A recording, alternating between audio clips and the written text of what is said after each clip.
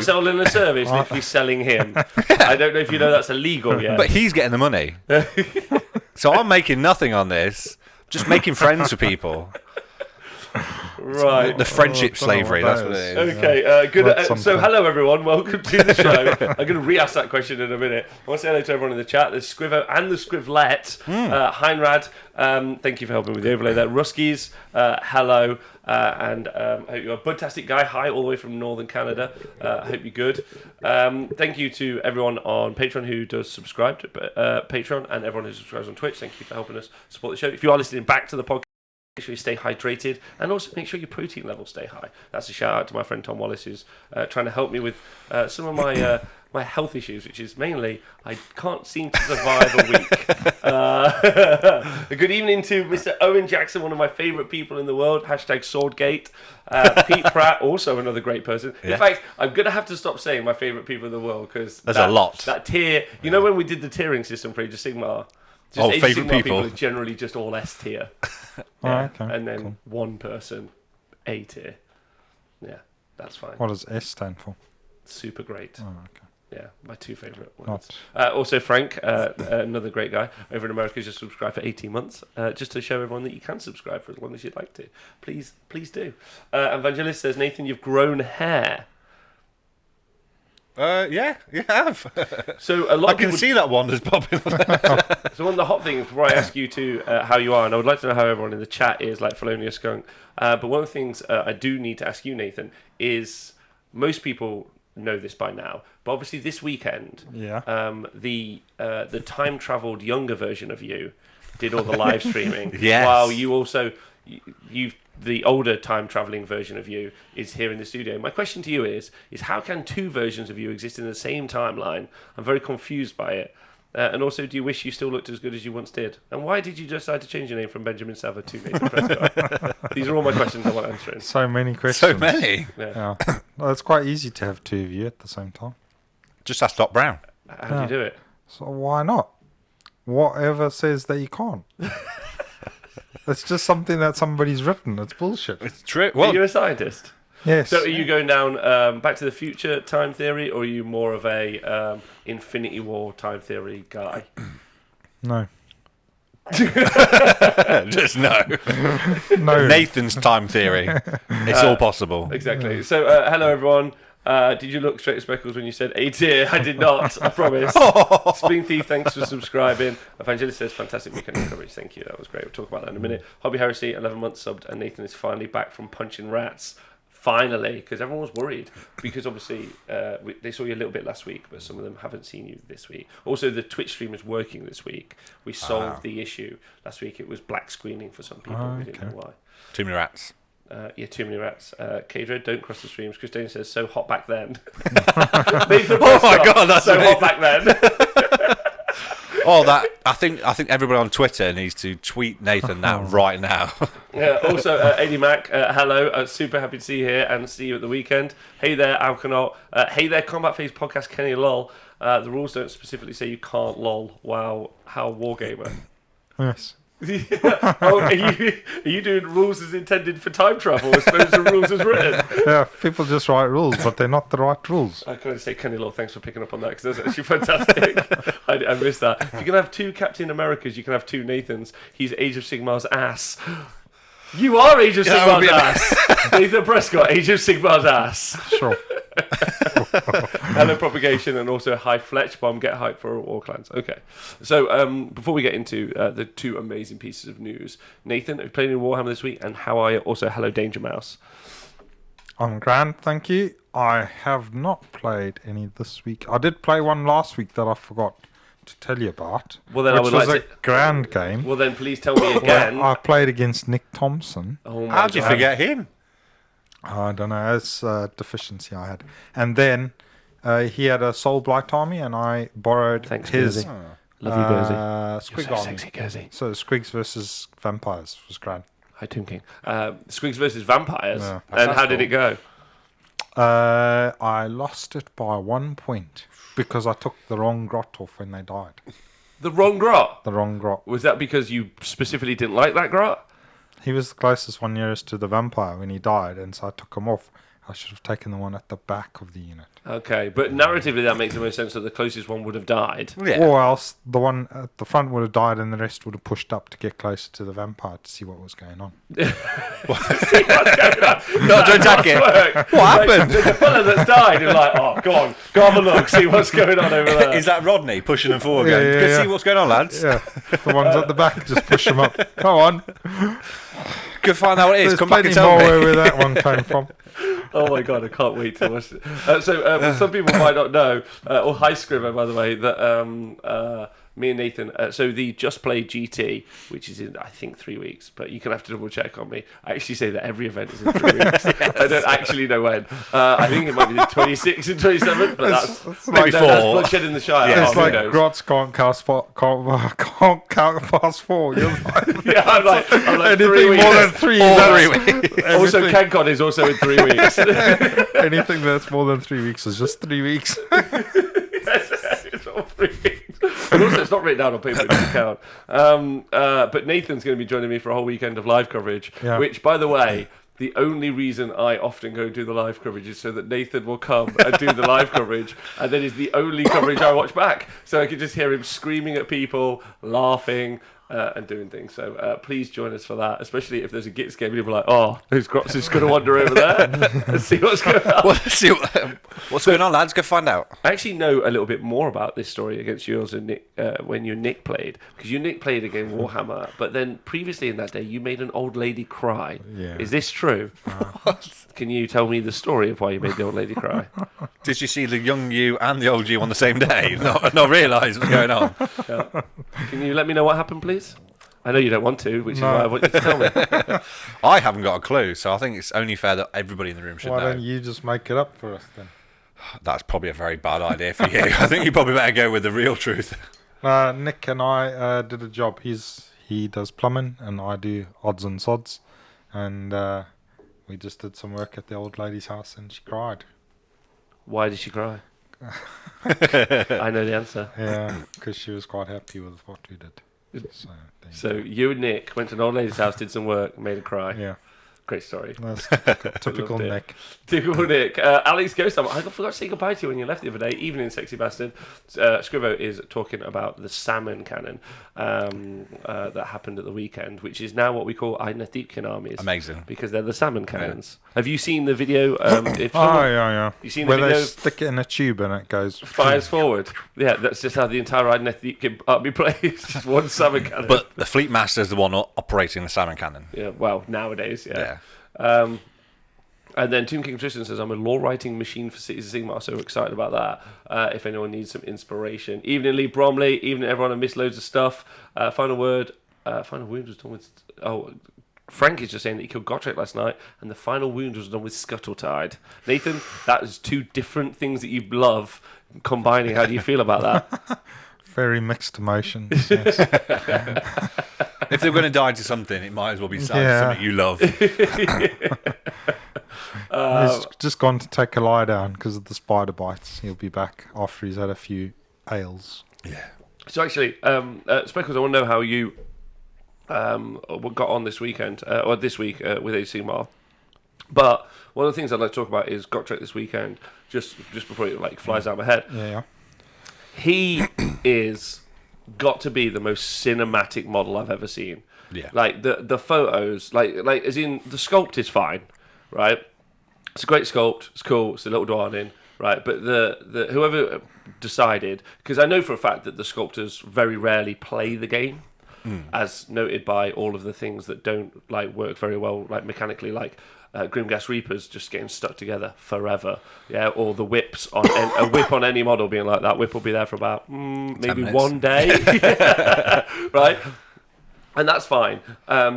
But I'm hoping, and even if they haven't, it's just luck and happenstance. The decision to make the pose with the arm in the air, because loads of the photos that were taken this weekend of him, it was just him surrounded by units, units of Grimgas, units of Evocators, just like him just swamped. Or when we got an amazing game on the Saturday with Donal playing against.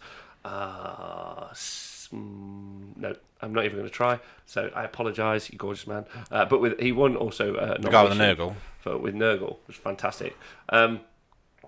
He's just eyeballing him. He's just got his fist raised, and he's just like looking at them. You come and in. honestly, it's just like whether or not it's a great like rule set. Like on the tabletop, it looks outstanding. Did you see the screen grab I did? I took a screen grab of Gotrek with all the skinks. I put it on Twitter. Yeah. Looks amazing. Yeah. Absolutely amazing. Yeah, it just like for its like profile on the tabletop. Sava did an amazing job on it as well. And the guy who painted those skinks, well, he was okay too. Oh, the actual ones from the. Yeah. Anyway, your ours, skinks. but there were loads, and No, there's someone on yours. our Instagram of some of those screenshots from the weekend, and other people have started to put screenshots up as well. And I just think, like Matt, it was Matt who played the first round. Thank you so much. And it was just wicked, just really, really fun. And I think kudos to the design team on deciding on that pose as opposed to something more stoic. Well, it's that pose is from the spoilers from the end of Realm Slayer. Oh, really? Yeah. Oh, okay. So all those things that he's got. So in his hand, he's got an Urgold rune, Yeah. and that's from Realm Slayer. And then he's got the cuffs and the broken chains that the Fire Slayers put on him. And then he's also got the shoulder pad that he's taken from a Stormcast. Oh, okay. So, All right. So that's why he's equipped that way. yeah, and the axe as well is a named axe that he gets from the Fire Slayer. So it's all in that story. Yeah. So they built the model based on the story. Again, another reason to pick up the fantastic narrative from Black Library. Black Library is amazing. At any point that you need to. Okay, but I just wanted to. Have you seen pictures? You saw some of them over the weekend. Yeah. I've seen some amazing shots. And like I said, when I took that screen grab, I was like, that looks awesome. I'm having that. Put it up. It just looks so good. Just very, very cinematic, as you said. Very good. I've seen a few conversions people have done where they've put him into different poses, but that is a great pose. I've seen one actually where they've got him like that, but they've cut the hand off and then they've got him flipping the bird instead of holding the rune. Oh, really? So that's pretty cool. Okay. All right, very Gotrek. Well, let me know in the chat if you guys have seen any of that as well. But I'm excited to see play games in the future and see him stood there surrounded by my army, being like, "Oh." I may have it on my phone to show the screen. That triggers me. Okay, we won't do that then. Yeah, do it justice. Doesn't But look good on radio. I'll tweet one out later. All right, Speckles, you playing in Warhammer this week, and how's it been? I Also, did. Same question to the Twitch chat. I want to hear about you guys. I did. I went all the way down to BIP. What? Boards in Brum. Okay. Yeah. Or Birmingham. Yeah. Same as you, Birmingham. The game against Soph, trying to help her learn Sylvaneth. And I found out Lady Linda, she can kill everybody. It's amazing. She just went on a You've often complained about her. But to me. in combat, she's done all this as well. Right. Dirty went in, full health, whomped, nothing. Literally nothing. Really? Yeah, Lady Linda, dead. Then 3 Colonel Hunters with swords, in, nothing. Lady Linda, all dead. I had no idea. I was like, I need more stuff. I need you to have more stuff for me to then see if she can kill them as well. She was a one-woman wrecking machine. It was amazing. Really? In combat. Oh, amazing. Okay. Well, that's unexpected. So you had fun? Yeah, it was How did you good. find New Sylvaneth? Because a lot of people struggled with them. Not Laurie this weekend at Well, FaceTime, no. who came 5th. So She was congrats. very new to it, so we just kind of do the basics. There was nothing for like attributes, the leading abilities and stuff like that. It was just flat basic this and this and that. So we didn't use command abilities and stuff like that. So it's just mechanics. Yeah. Okay. Teaching the basics. Okay. And picked it up? Yeah. Have you introduced many people to the hobby? That's an interesting question. A few actually. I've And helped given their a few. first test games, you got any Yeah. tips for people who might be trying to do that with their friends?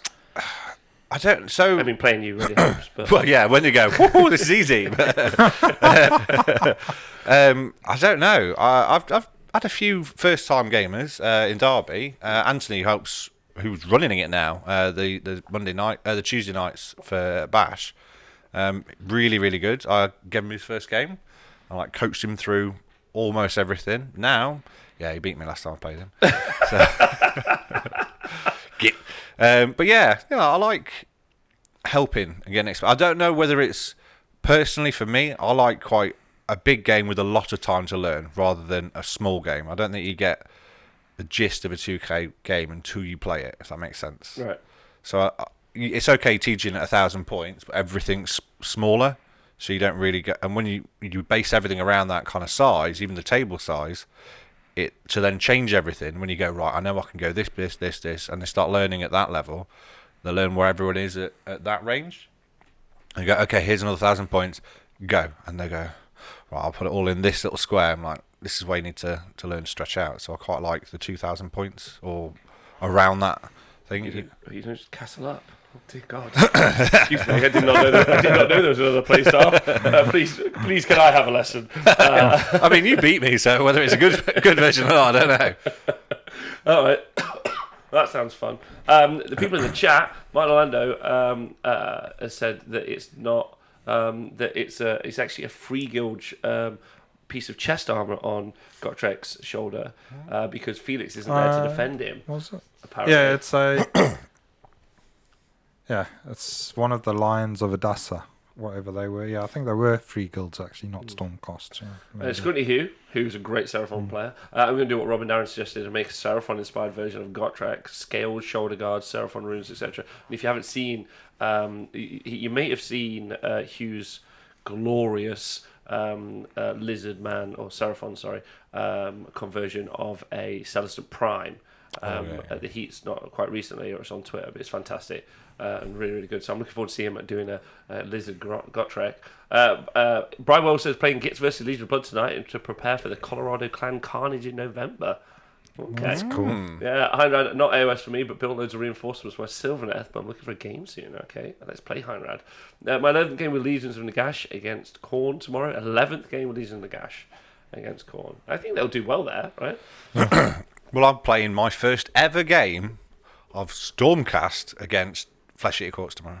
Oh, really? Yeah, me and my mates are you're playing with Stormcast? Yeah, me and my mates are swapping armies. Okay. He's never used Death, and I've never used Stormcast. I cannot wait for him to run the broadcast on you. I can't wait for you to experience What's it first time.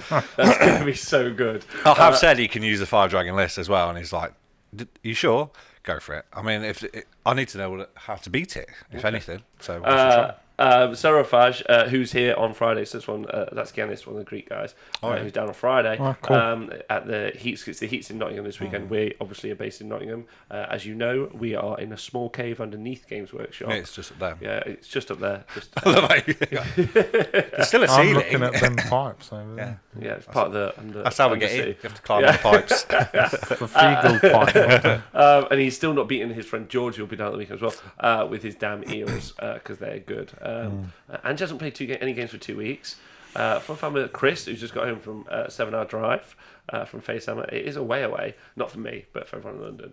Dudo Shotgate says, I haven't played AOS in ages, bought a new Selvin book, and haven't even used it. Come on. Dreadwood subscribed for 17 months. Played 2,750 point game with Nurgle Demons versus Skaven Tide Generic. His play priest got off a spell that mind controlled my Great Unclean One and squashed my Poxbringer in one swipe, standing next to the Great Unclean One. It was insane. That sounds awesome. That does sound awesome. Hero Kraken, thanks for subscribing. For 19 months, he says the Dwarden are coming. Lofthammer evening. Lofthammer this weekend won Best Sports at Facehammer. That's right. Paul Haley, gorgeous man. Yeah. He is an incredible bloke. I often miss him though, but that's because I'm not looking down. Love you, Paul.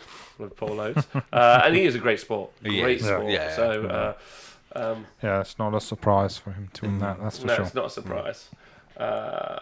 And then Chris Denny says it's really awesome making getting mates into the same Elodies and reducing those barriers to entry. Bravo, you. Well done, Speckles. I try. There you go. Evening, Trog, El Capitan WS10. You're probably still painting for WS10 event this weekend, which is on this weekend. There's a WS10 event, right? Yeah. I'm so good. I've got away this weekend. And Andy Bryan found out that 9 Stormfiends this weekend was not amazing, which is absolutely Really? true. Yeah, and his first matchup was against Slaanesh as well, me and Andy had a chat at lunch. So 9 Stormfiends, 2 lots of 40 Plague Monks, other things, versus Slaanesh, and I was like, and Clan Rats, so it's Skaven Tide, and I was like, Andy, I don't understand how you lose that game. Like, I just don't understand What, it. did he have was the- And he was just like, I suck, and I'm like, no, come on, walk me through it. He's like, I don't want to talk about it. I suck. He should have a game against Heinrad with his daughters of Cain.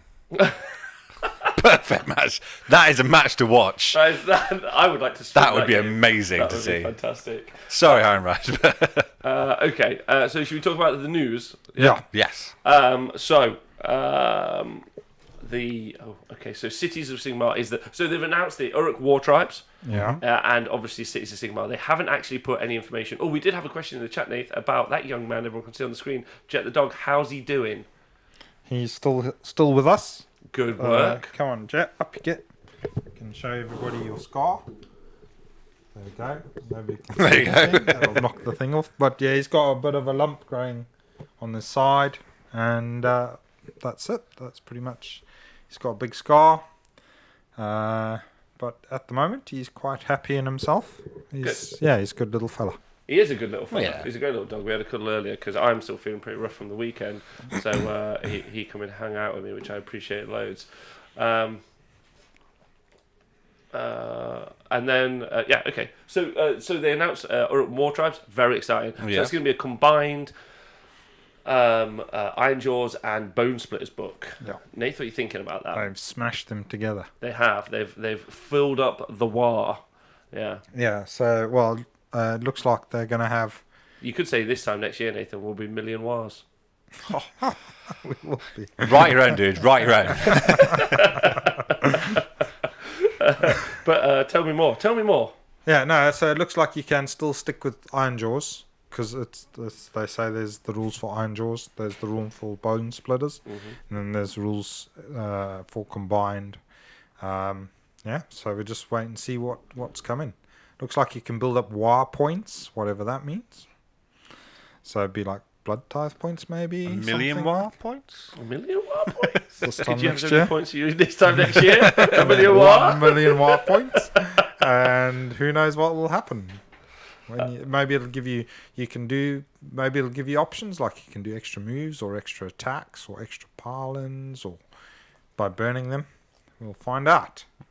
Yeah. Possibly tomorrow, maybe. Yeah, I think that announcement will be tomorrow. And obviously, pre-orders. So pre-orders for both of these two Battletoads. So again, it's a double Battletoad release. That's a huge amount of information to shake up the competitive scene, but also just your games at home. Yeah. And I know if you're an Iron Jaws player, you're going to be very excited. And I know that kind of slipped under the radar, I reckon, today. Because they got announced yesterday, didn't they? Yeah. But I think it slipped through, and everyone was like, cities, because both of those two books, both the Bone Splitters and the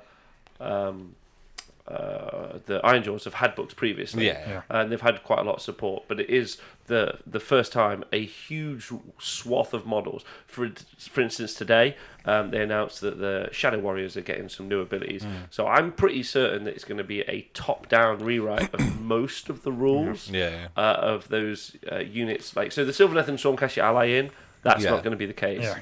But the list, which we'll go into in a minute, I reckon we're going to see just a full overhaul. Because they would have to give some pretty stonking abilities, bonuses, for me to still want to take Demigryphs.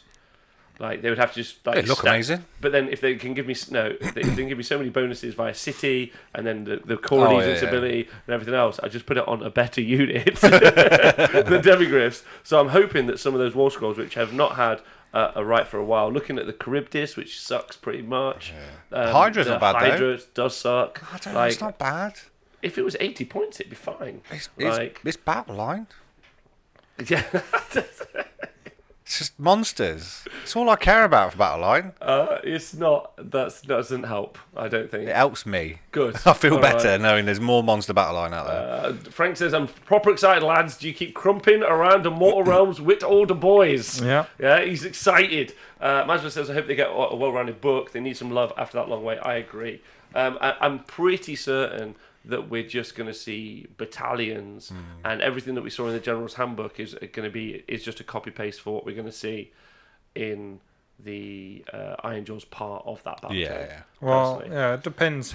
I mean, so there's a War Scroll card for the Mega Boss, and it looks like that's changed a fair bit. Oh. So you would think that the spells will probably be the same and some of the artifacts, but they might have to change some of the other stuff to allow for these things, because it doesn't look like the wire gives you +1 attack anymore.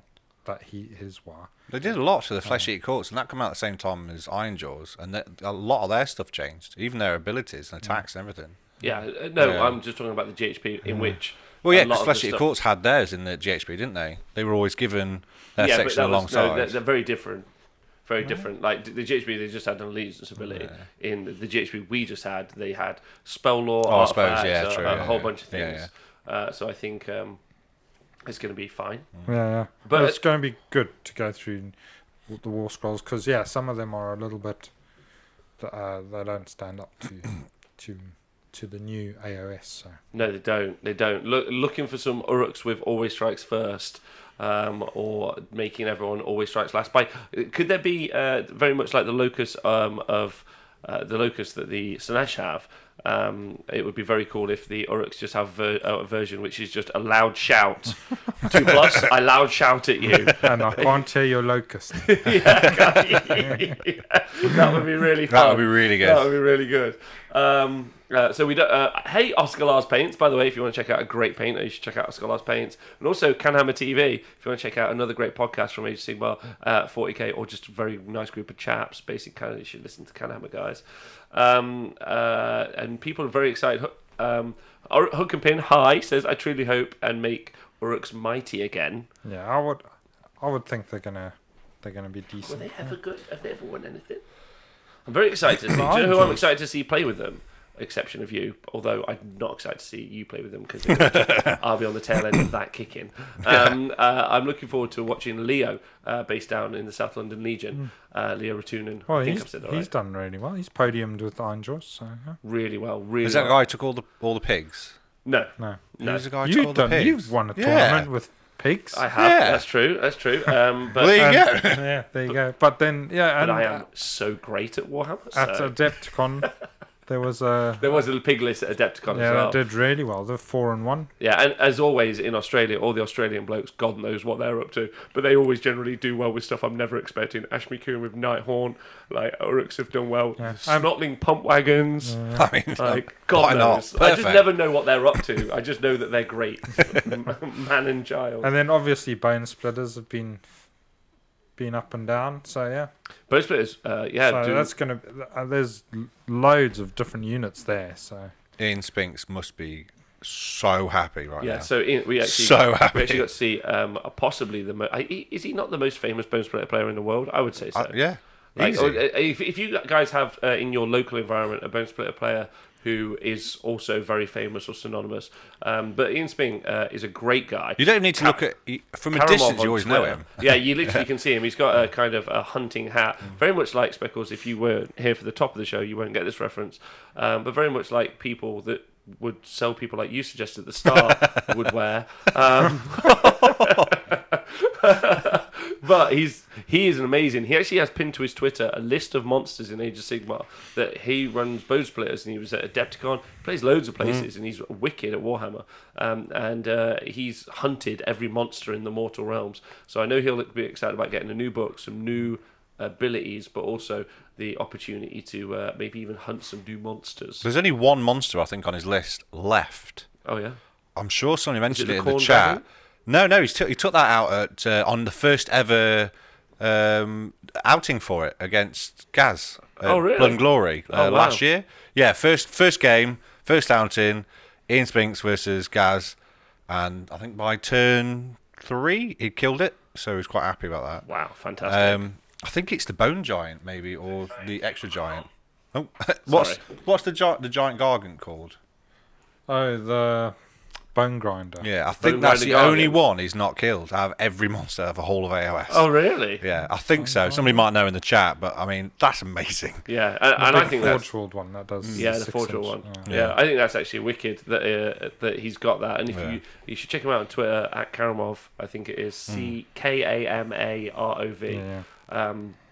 You should check him out and look through his list, and also to give yourselves a similar list as well. I think it's just the best. He's an amazing bloke as well. When you play against him, I played him once, and I was petrified because I was quite new. I was like, "Oh my god, I'm too high up," and then he whomped me. You can actually severely. watch him play this weekend. He played I game did. 3 on the Nose War game. We'll talk about that more later.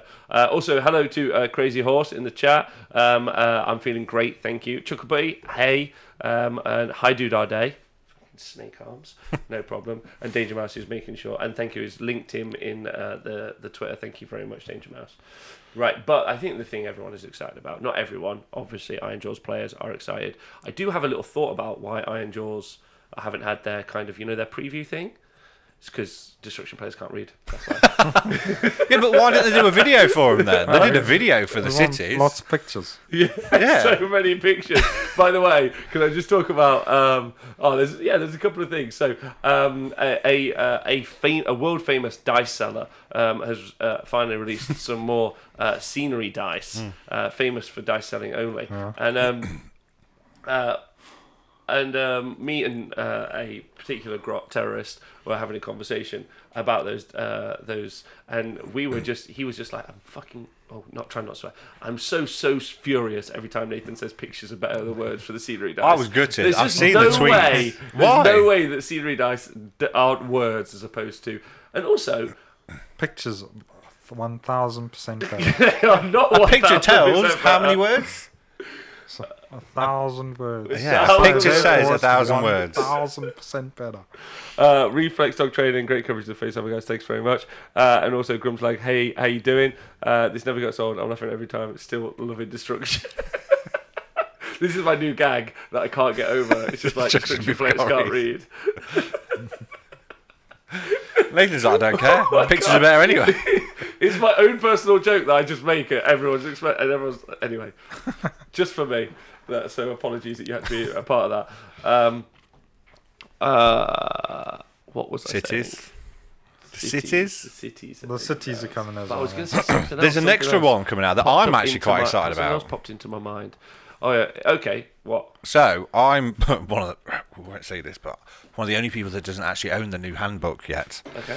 But because I've held off, I can't read either. I'm a destruction player. In the new thing, there's a new book coming, the gamers book. A gaming book. A gaming book, which is amazing. I'm like, I don't need to buy the General's Handbook anymore because obviously it is a Builder has giant that. cash grab, realistically. Yes, for everybody who has already got the General's Handbook. For me, perfect. Well, yes, of course. I don't even have the Malign Sorcery book either. Okay, Speckles, do you Click want that to in invest as in the well. hobby at any point? Be nice. I keep trying. You just I was holding out for this. Or do you just have that one friend in Russia who's really good to you? I'm like I said, I'm a destruction player at heart. Oh, you can't read. Okay, good. That's good to know. They have announced a gaming book is what it's called. I'll let you know what's happening in it. So it combines the core rules, which are free online. Yeah. So don't sell me that, you snake oil charmers. The pitch battle rules, the Roma battle rules, so including the artifact spells and the realms. So you won't have to buy your malign sorcery. The Grand Alliance allegiance abilities and 31 pitch battle plans. It's the perfect companion for your next match play game. Some would argue that could have just been what was in the General's Handbook. I mean, that would have been great. That would have seemed super prudent. Feeling super smug right now. Yeah, you are. It is a giant. It does seem like a book. Bit of a kick to everybody else. As long as it's like a tenner, I guess. Otherwise, I will be relying on my friends from Russia to get me. No, to be honest, I've already done this. Like, I don't actually need to pick up that book. Yeah. So, like the pitch battle plans, for instance, they're wrong. They're not wrong, but the actual pictures are terrible. So we redesigned them. We're going to release them out next week. Release stickers. So they've released that they don't make almost any sense. You have to like read them through. And while I'm hoping that's going to include the FAQ'd version of those spells and also all of those items, but it might not. So I have a living kind of like document on my computer which I dip into which I read when I need that information, which we've had to put together since the start. It's nice that it's being combined now, but pretty certain most people have put it together. Nice for new people. Or me. Or you, absolutely. But, in fact, that's a nice segue before we go into talk about Free Cities. And I know I'm really not trying to extend the hype. But if you do want a really great way of remembering your rules... Donal this weekend as a test, and then did it all weekend and said it was amazing. Used the website called AOSreminders.com, where you can build yourself a battle scribe list, or just pick units on it. You can cut and paste it in as well. Yeah, so you can either take your battle scribe or your war scroll build list, and you can just not battle scribe, different game. War scroll build list, Or you're a zealist, I guess, if you're like 5. And then...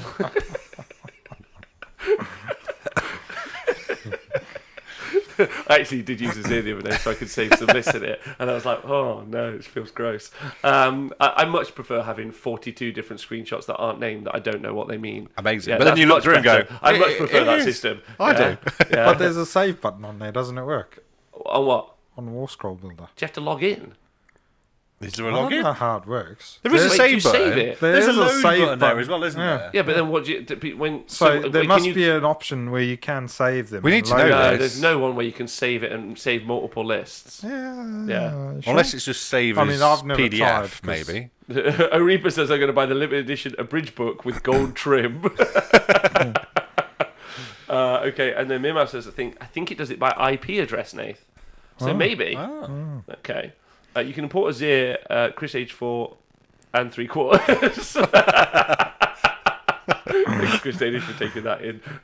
Also, hi, Mimau. Hope you're well. So, but it's cool. So what you do is you can either go on to AOS Reminders and you can... I actually subscribed last week because whenever anyone does anything, I think that's really good. And I don't have any money, but I thought it was worthwhile. I really like what's happening.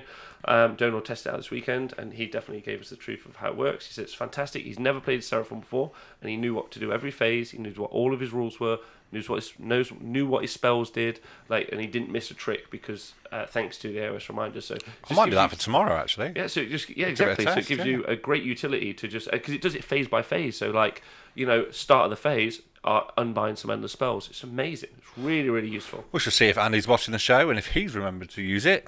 And as he's using my whole new army. So if he's not, then he's not getting my rule book. I mean, you could just make one for him I could be really nice, but and then just email it him.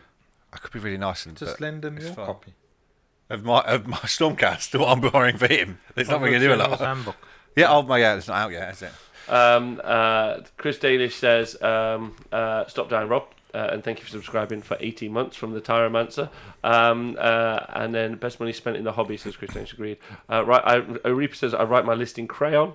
It's also really good to check the exact wording on your opponent's spells if necessary. Also true. I do wish it was a bit quicker, but I think it's amazing for what it is. And what's really exciting is it seems like he's going to try and make it better and better all the time. He keeps talking about more advancements. I hope it doesn't get hit with the Games Workshop ban hammer.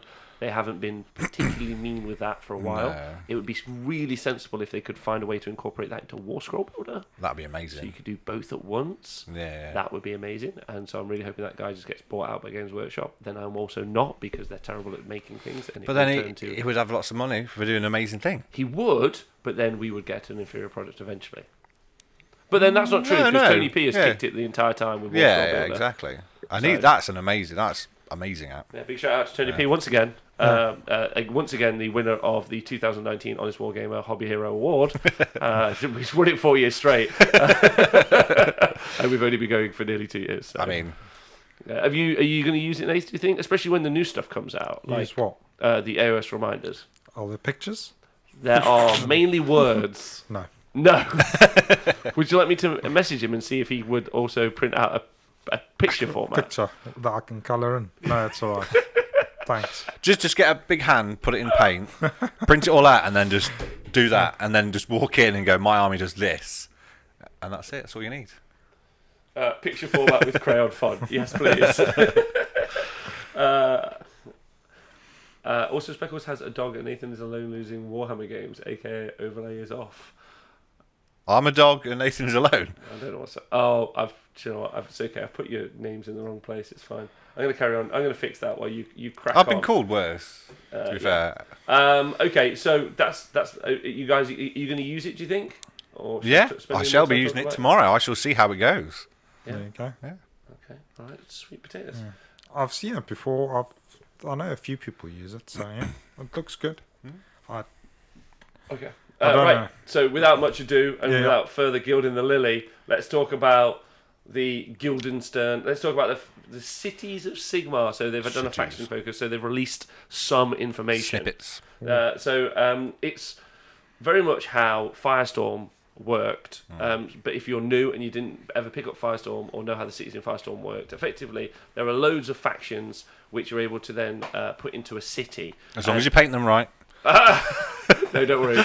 They're over that. Oh my god, that's such a 2018 Could you imagine, though? I Could you forgot imagine if about it's that. written in this I book? forgot about that. Do you want to remind people what that was? So I've forgotten that existed. it was a rage of everybody. Yeah. So when what was it called? The Three Cities, the Firestorm, that was it. When Firestorm came out, there was a thing where you could do specific abilities, and one was really good. Well, there was a couple that were really good, but to use these said abilities, your army had to be painted to that city's paint scheme. And I think, did they enforce it at a couple of events? No. I'm sure. Oh, I remember something on. But yeah, to use these said abilities, you had to paint your army very specifically to that. And then everyone went, no, not doing that at all. No. We ignored it. Yeah, I think it kind of killed it off. Everyone's like, nope, not doing this at all. I don't care how good the rules is. Get lost. Yeah. So it ended up not being used.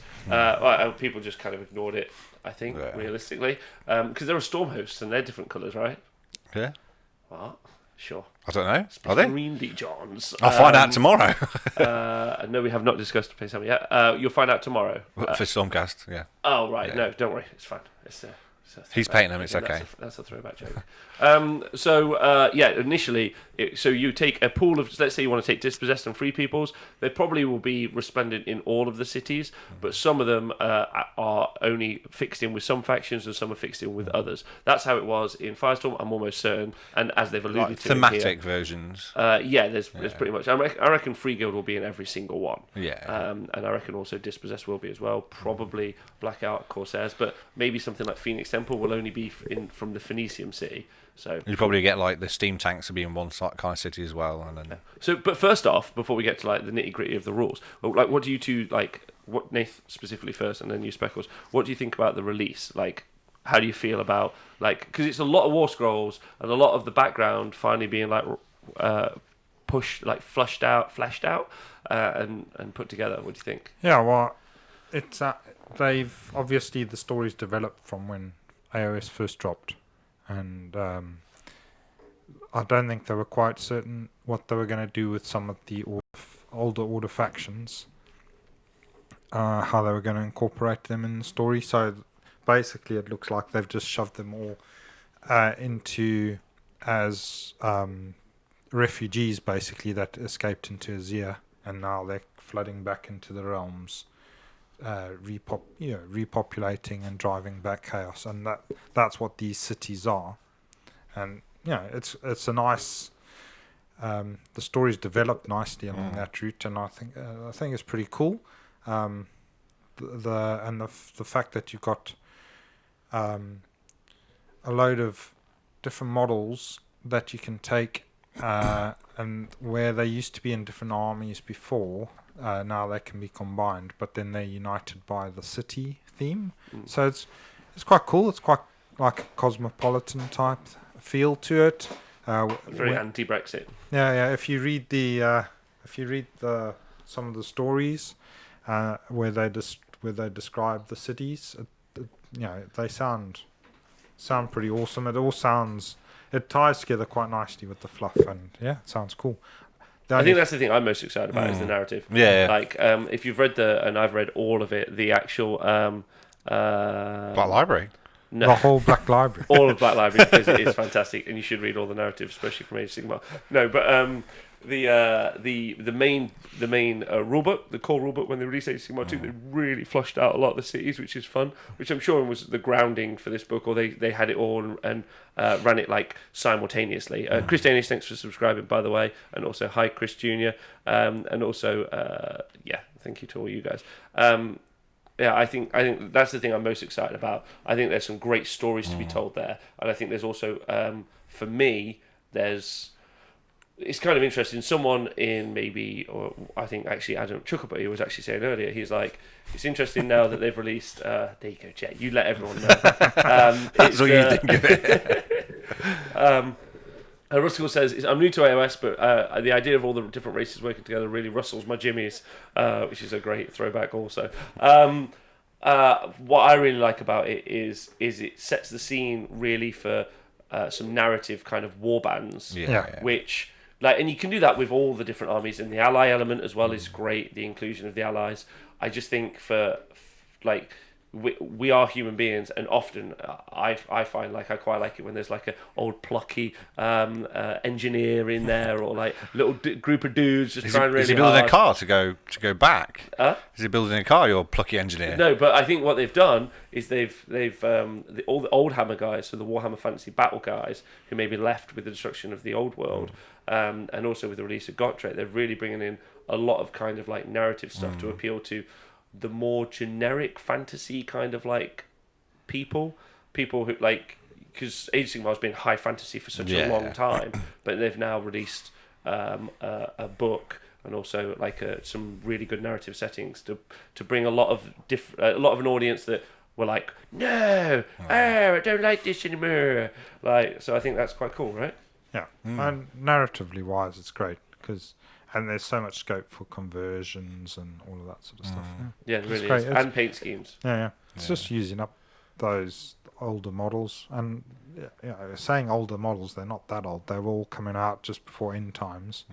And there's some great models there. So, but we did lose some models. R.I.P. the Swift Hawks. R.I.P. the Dragon Lords. So sad time. Speckles, how do you feel about the release? And also, how does everyone in the chat feel about the release? I think it'd be good. As you were saying about the story and how it's unfolding. So I quite like if you mention like enemies of certain factions like Sylvaneth and Nurgle, Slaanesh and Deepkin, stuff like that. I quite like that, and I want to know if they're gonna have similar kind of. Each city kind of has their own bad guy. The Phoenician versus Hammerhall. They don't like each other. Oh no, not between the cities, but like, this city's here, so it's closest towards XYZ. Oh, I see what you mean. Really spread it out and bring the city like having this as a centre of everyone, and spreading out for where everyone is attacking from. Let's say like there's an Orruk tribe that's been waging to the north war on a city for centuries. Yeah, and it'll kind of slowly bring everything back into line, going right. And kind of unfold where everything lies, if that makes sense. That's quite cool. And we love maps. Like some maps, some places. That would be really fun. But it's a great setting potentially for computer games in the future. Yeah. There's some cool movies. Yeah. But it would be nice to see like the whatever city it was with steam tanks going up against, I don't know, the Khorne maybe, whoever, like a reason behind it. Like, I think it'd be really good. And a reason why, and then hopefully that would integrate for the abilities they have. I mean, that'd be asking a lot, but yeah. Yeah, well, we've already seen some of those abilities this weekend, actually. Today. And they've talked about some of that, so we'll talk about more of that in the future. The guys in the chat are saying, Donaldinho, hey babe, says Gotrek in the cities is going to be amazing, and I definitely think that's true, just from the previews we've seen. Danger Mouse says, I'm excited for Battleline Charybdis. Oscar Lyle says, amazing, I'm pumped. Barbican says, Darkling Covens up. That's what Jet thinks of Charybdis. No, this has gone badly, Jet. Dear God. Looking forward to it, really liking the previews of Greywater Fastnesses Lone Trade play. But interestingly, Greywater is kind of like runoff water from toilets, taps, and other stuff. So it's kind of a gross name, but it makes sense, obviously. For they could be fighting Nurgle. Nah, it's just Dwarden, right? Just like the runoff. Yeah, but they could really hate. No one really wants just in a sewer. Chaos Dwarfs. That's who they're fighting against. Obviously. I suppose someone had to stick him in some book, didn't they, really? Right, so let's talk about the first thing that they talked about, which was all of the Battleline units. They seem very proud that there are a lot of Battleline units. Just a few. So that's cool. But I imagine some of those are going to be Battleline if not pure Battleline. But like maybe Battleline City. Huh? I think it'd be like Battleline City. Yeah. I think so, yeah. Because they did, not to go back to FHGT, of course, they're the same thing. Like, if you take Bliskin, you get that. So I reckon if you went that city, you'll get this. Yeah, I agree. Yeah, I think that's going to be the case as well. Like, for instance, they talked about that a little bit, didn't they? Greywater Fastness was the place that's really good with for war machines. Guns, yeah. Yeah, so I reckon that the steam tanks, which they've said, are going to be Battleline.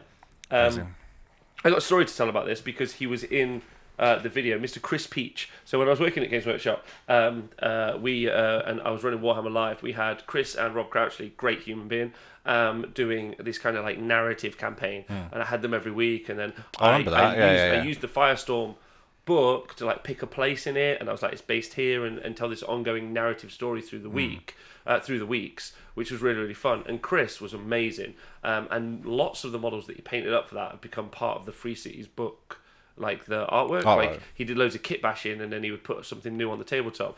What was really fun though, he played a game against Rob, and he took a real shoe-in, and then he's like, oh, "Rob, I'm gonna sort this out. I'm gonna go get a new unit." I was like, "Okay, cool. What are you gonna do?" And then I was sat down with Dan. And then Chris excitedly came back from the shop. He's like, "I've cracked it. I'm going to get him next week. I need some more shooting, I think, to deal with it." And I was like, "Okay, Chris, what have you bought?" He's like, "I bought a steam tank. It's going to get him." Yeah. And then next week, what did the steam tank do? Nothing, because it sucks. But it was like the purest moment of like hobby joy. It looks cool. That's but what it I was need. also like, it's a tank. It's got to so do it'll something. survive, right? Yeah. It's got guns, so it does good shooting. Why would it not do those things? It's the box art. Like, It's got to. it makes sense, right? Yeah. Obviously, that But doesn't. to a new gamer, new child gamer, tank. He is an adult. No, but for anyone else, like if you're selling it, tank, that'd be good against dragons. I mean, why against the dragon? But anyway, the point is still the same. It's exciting that they're going to be Battleline. But I'm hoping almost all of these War Scrolls get updates or they're revisited. Do you guys agree? Yeah. Well, it looks like already they showed some of the abilities, and they've totally changed. So you would think the War Scrolls are all going to be rewritten. In fact, they've said that. I'm pretty sure when they spoke about it at Nova or somewhere. Steam tanks, That new filth. All the War Scrolls have been rewritten to bring them up to date with the new AOS. version of Age of Sigmar. Yeah. Okay, well that's fantastic if it is. So let's go through the list of battle lines in the Twitch chat, and you two shout out if there's something that you are excited about. So we've got there's I went into that Dark Spears, Dark Shards, and Dark Blades. Smashed it. Took me a moment. I think that's Glade Guard. I could see there. There's definitely handgunners from Free Guild. There's also Free Guild Company. There's also crossbow men from Free Guild. There are Ironbreakers and Don't you wish you could see these pictures as well? that would really help me out. Hammers.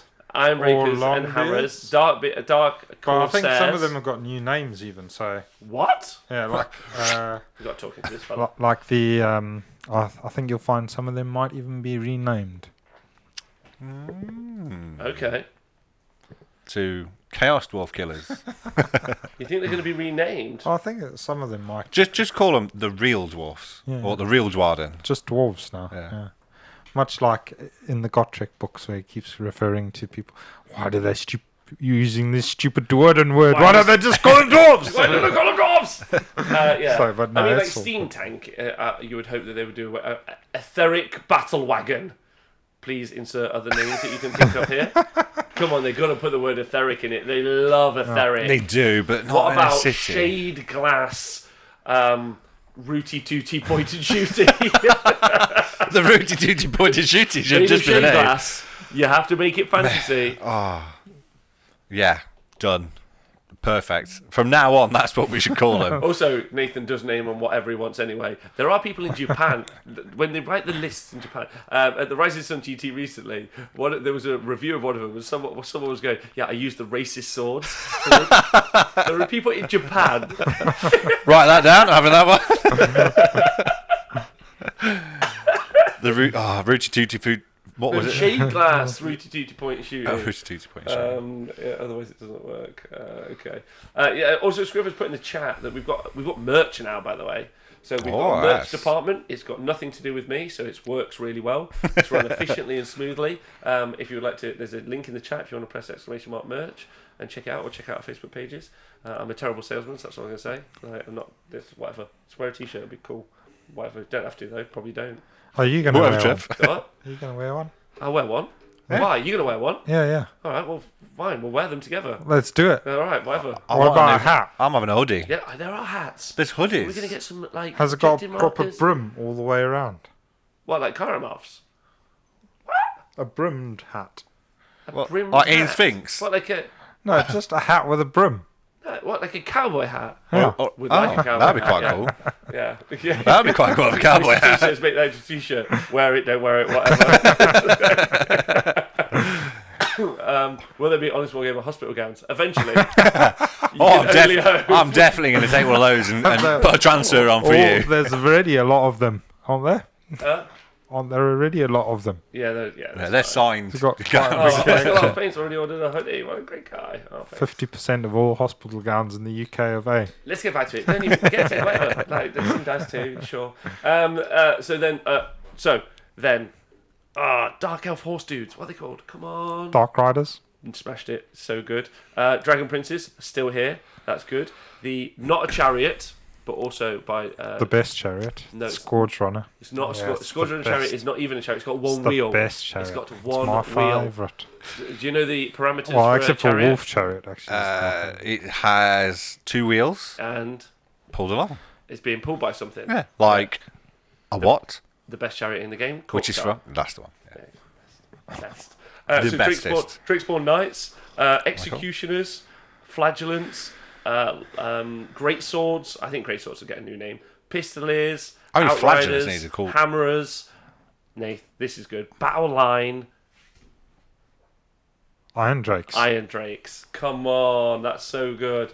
The other chariot, Shadow Warriors, Sisters of the Watch. My favourite unit that has been out of play for maybe like 3 years, the Sisters of the Thorn, hoping they get an update or just stay exactly like they are but just get used in cities. The Steam Tank, or as we now know it, the Shade Glass Rooty Tooty Point and Shooting. That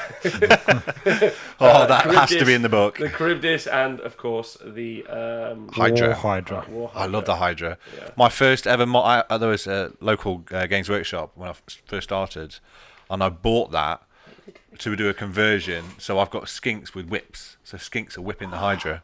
And that was my they're first not Dragon painting. Knights, they're Demigriffs. Demigriff's even they've better. had like a new fancy paint job. That's cool. They've had new fancy paint jobs. Yeah.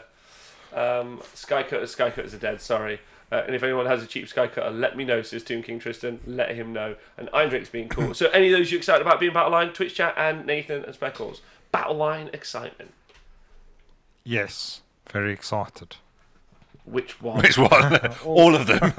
No, all the dwarves and the Shadow Warriors, actually. I always liked the Shadow Warrior Same. models. So Really like them. wouldn't mind having a unit of them. They've got new ability, so yeah.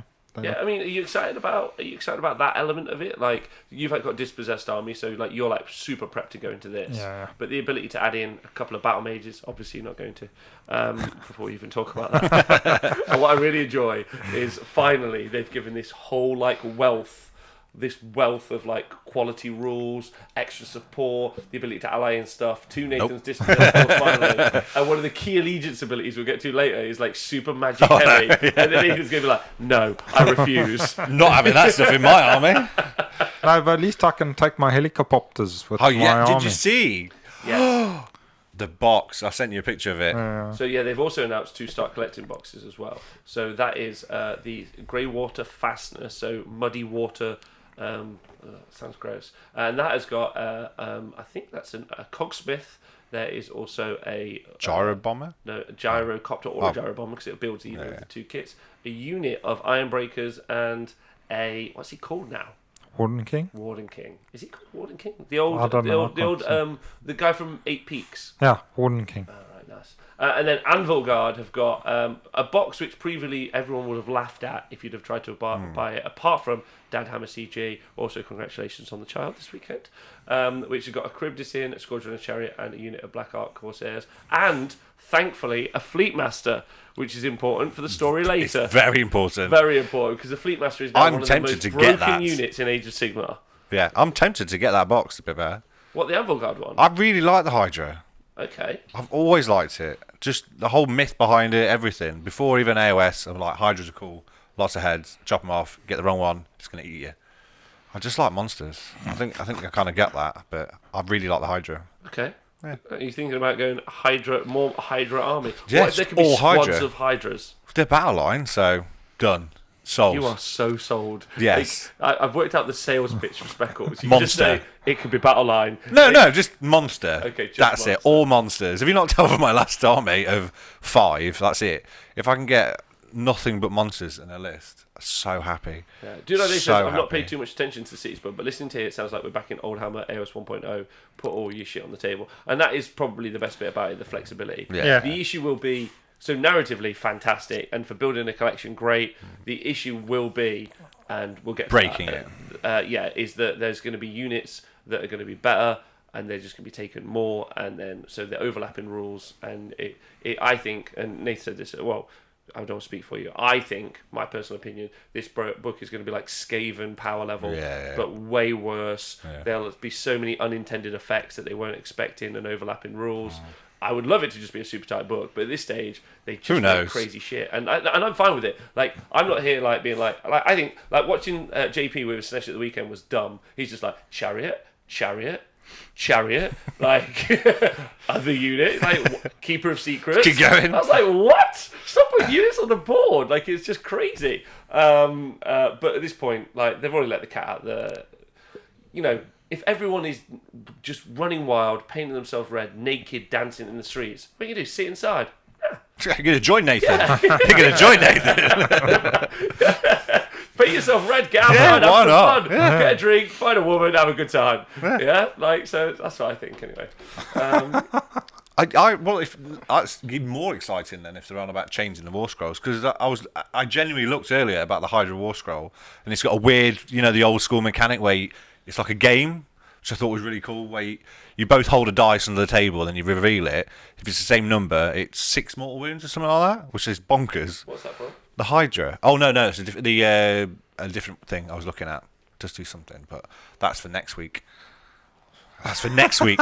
Next week does that. And number 4 will really get you. Number 7 will really surprise you. Is it? Let me just have a quick look. It might be on there.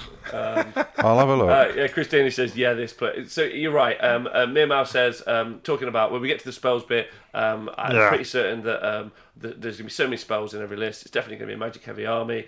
Sofresh says, my thoughts exactly. Expect many major fuck ups in the book. Too many rules being blinded together. Look, I'm cool with it, like, because the game's already dumb. Like, there's like 30 indestructible naked dwarves, and you're like, okay, they're dwarves. They got runes smashed into them. They should be indestructible. You're like, cool. There's 30 indestructible naked women. You're like, all right, you're really pushing the boat out now. At this stage, it makes no sense. How about this? Like, just a tiny little rat dude that's also indestructible as well. Yeah, so just get used to it. Like everyone, I want you painted red, dancing in the streets. Please send me those pictures. That's probably. Well, just tweet straight to Nathan, yeah? Yeah. Oh, you're talking about the Soul Grinder speckles? Yes. We're talking about that later, okay. And I'm going to enjoy the hell out of it. No, I don't think it's going to be bad either. It's going to be fine. Yeah, and then if you're taking certain cities, you get Stormcasters allies. Why would you? Super boring. I'll find out tomorrow. And then if you take another... Stormcast will be allies to all of them. Yeah, I think so too. But then if you take some of them, then you get Sylvaner. So you might have like larger factions be able to ally in, like Carriage and Overlords. Well, that's what I was thinking with the like Sylvaneth being some allies. So obviously they're fighting Nurgle more. So maybe open the story up a bit more that way. Yeah. And then we've seen, as stated, they've updated some War Scrolls. So Shadow Warriors now can deep strike. They can start off the board and deep strike any point after outside 9 inches, obviously. But they can't do it. Yeah, it has to be by the end of battle round 4. Let's start battle round 4. If you do not, I think it's by the end of battle round 4. Before the start of the 4th battle round, so they have to come in at turn 3. So there's the same as the 40k rule. That all deep strikers are going to have to arrive after turn 3. I think that they're going to make that it makes sense. Age of Sigmar 3 or Age of Sigmar 2.5 or whatever it's going to be. Well, we're in 2.5. Like the next bit, I'm pretty certain they're going to just have carte blanche. You have to arrive before, which is good. And they've also had a unit of Pistoliers. I think it's Pistoliers. Yeah. If they charge, they also get to fire their bullets. Yeah, I know. They're charged. It's just bonkers. Cool. Yeah. I'll charge you then shoot you first. Yeah, really fun. So does it say when that happens? Yeah, after this unit makes a charge move, it can shoot. So it's not even at the start of the combat phase. So you still and shoot. But you're in range, you'd have to shoot that unit, wouldn't you? Yeah. Just charge that keeper and shoot it before it locusts. Well, I'm sure that you can shoot it, charge it, shoot it. Charge it. Yeah, shoot it, charge it, shoot it. Yeah. Yeah. One more time. Shoot it, charge it, shoot it. Please, someone audio clip that for me. Charge it, shoot it, charge it. I've got it wrong. And then there's the universal allegiance ability. So no matter what each city gets, all of the cities get access to these. And this is where it already gets pretty crazy. The first one is your heroes are going to get super strong. So if you've got a hero that has got 6 or less wounds, you can choose another unit in your army to be their retinue. We don't know, maybe it's keyworded, maybe it's not, in which case it's going to be Phoenix Guard all the time.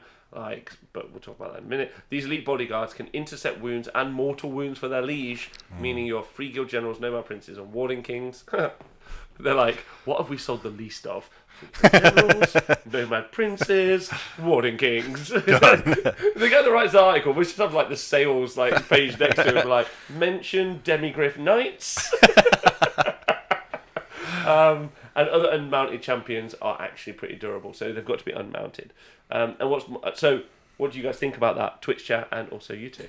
That sounds strong. Very strong. Yeah. Those warding kings aren't going nowhere now. No, well, I mean, you keep seeing in these armies the characters are super important for buffing and all of that sort of stuff. Yeah. They become like necromancers.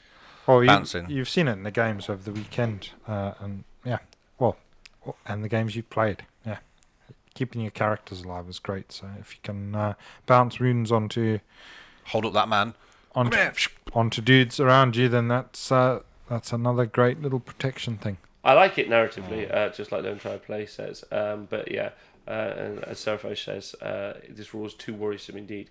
It's like when you play against Skaven and they've all got those sodding 5-up ignores and all of that. It just becomes... Yeah, especially if it's taking out those characters is so key. Yeah, as we saw in the final game of FaceTime GT, yes. the ability to take those out is key. And I just want to shout out to Mere Mouse as well. Before we get into the next part. Some of it's just going to remind me of old school times, with Sail the Faithless and the teleporting we're going to have happening. It's going to be crazy.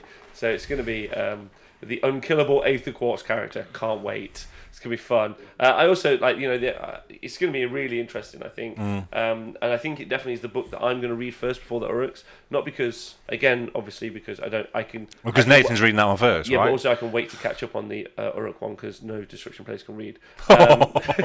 There'll be no reading. It'll just be looking at pictures. Just pictures. It takes literally minutes to go through. Wow. Big chopper. Big chopper. Big chopper. Big chopper. Big chopper. Biggest chopper. Anyway, so it will be pointless bounce wounds on a 6+ with 3 associated limitations just to make it an annoyance. If it's not though, who knows? Ons John, 11-month subscriber. I think this is my 3rd live show. Thanks for subscribing and being here. Appreciate that loads. For 11 months as well. And Frank says, "Hey, I represent that." Which is a great joke. A flick book with pop-up pictures. Just with the words "what," because it wouldn't make sense if it was a word. It's an orc screen. What's the picture of a "wa"? Is it just an Orruk head open? It's those pop-up cards where they make a noise. Wow! Scrivo, if you're listening, could you please write down for merch that we want Nathan Prescott's pop-up book of destruction, which would sell like hotcakes. It would sell like boom. Hi Bruce Hammer, I hope you're good. Right.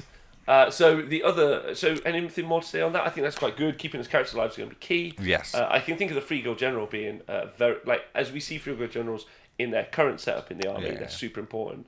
So in the future, being able to keep them more alive is going to be great. Same for is it the same for any of the dispossessed characters? Don't really think so. Rune Lords are very important.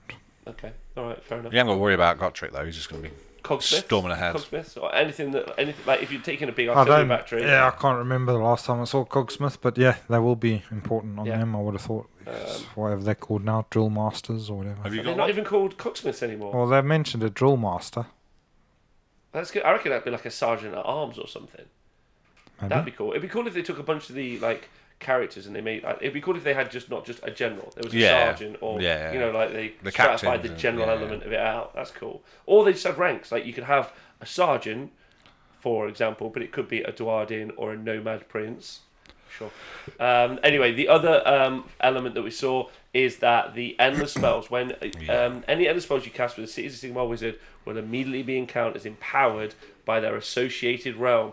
Meaning your purple suns, burn heads, and suffocating grave tides. Again, check. Suffocating grave tides, none of those. Burning heads, none of those. I mean, it's literally the same box that you buy them in as well. They still, All of them. Still don't sell them. and they still know the ones that people don't I'd use. like these. You can keep them there. Purple Sun though, say Purple Sun, people like it. It's like wheeling out like an old comedian. It's like, do that joke, people are like, Purple Sun! What was the Budweiser advert? The old Budweiser. What's that? What's that? Purple Sun's here. What's that? We'll be back next year. Thanks so much. Next time you take out the Purple Sun, you should go, what's that? And just watch your opponent go, what's going on? It's empowered to what's that? Every real dwarf is really important. Rob wouldn't know. That's good. Speckle's got Trick storming ahead at movement 4. Do you play AOS? Right, so empowered endless spells. You made a great point when I said this to you earlier, which was Dwarden don't care, they're all spells. not that, but that's a good point. It's all about pictures. I don't know. When we talked about endless spells, so like if a spell, like for instance, on the War Scroll currently, if you cast Burning Head and you're in the realm of fire, it becomes empowered, right? But in this case, if I cast Burning Head and I am a free guild general, it's empowered. But then during the priority phase when it moves, is it still empowered? Like for instance, or By I imagine opponent it's just going to be permanently empowered. Yeah. But it's still an interesting question, right? Because I suppose it's because it's come from the caster. The caster was that probably, strong. It made it stronger, maybe. it should be covered in the rules. It should be covered in the rules. It'll be covered in the FAQ. Yeah. It will be definitely. Yeah, great question. So I would say that some of the interesting things about this initially, straight off the bat, is the Soul Screen Bridge, which you currently set it up 12 away. Now you can set it up 24 away, which I can't think of a unit that both Free Guild and the Dispossessed have. That's kind of like guys that stand And don't do loads, anything. Just they have loads of guns. Yeah. And it would be so good if you could move, let's say, 800 Anywhere. points of shooting, 24 inches across the board, and just shoot. I Yeah. don't think if that's going to break anything. That'd be fine, won't it? That'd be fine. That won't be an issue. Gotrek, he's pretty good. Smash some stuff up. It'd be terrible if you could just always heal D6 wounds with him every time, which is what the life swarm. Life Swarm does. Yeah. So that's pretty good. The Racist Swords surely have got to be now in every order list because they're now empowered Racist Swords, and with the amount of Slaanesh that we're seeing And Skaven. Yes, like. The slice and dice. All dead. Oh no. Yeah, and also, like we said, D6 Phoenix Guard back. That's so just being able to bring D6 models back to a unit. That's pretty good. Nathan D6 Boingrots. Oh no, because I reckon it wouldn't be D6, would it? What's that? Boingrots, because they're 2 wounds each. Yeah. Yeah. Do you reckon we'll get Phoenix Guard get 2 wounds? Elves with 2 wounds? Maybe not. Probably not. Not when feeble little things, aren't they? Yeah. So, however, you could being able to teleport whole armies is going to be very interesting. Yeah. Being able to do empowered Racist Swords.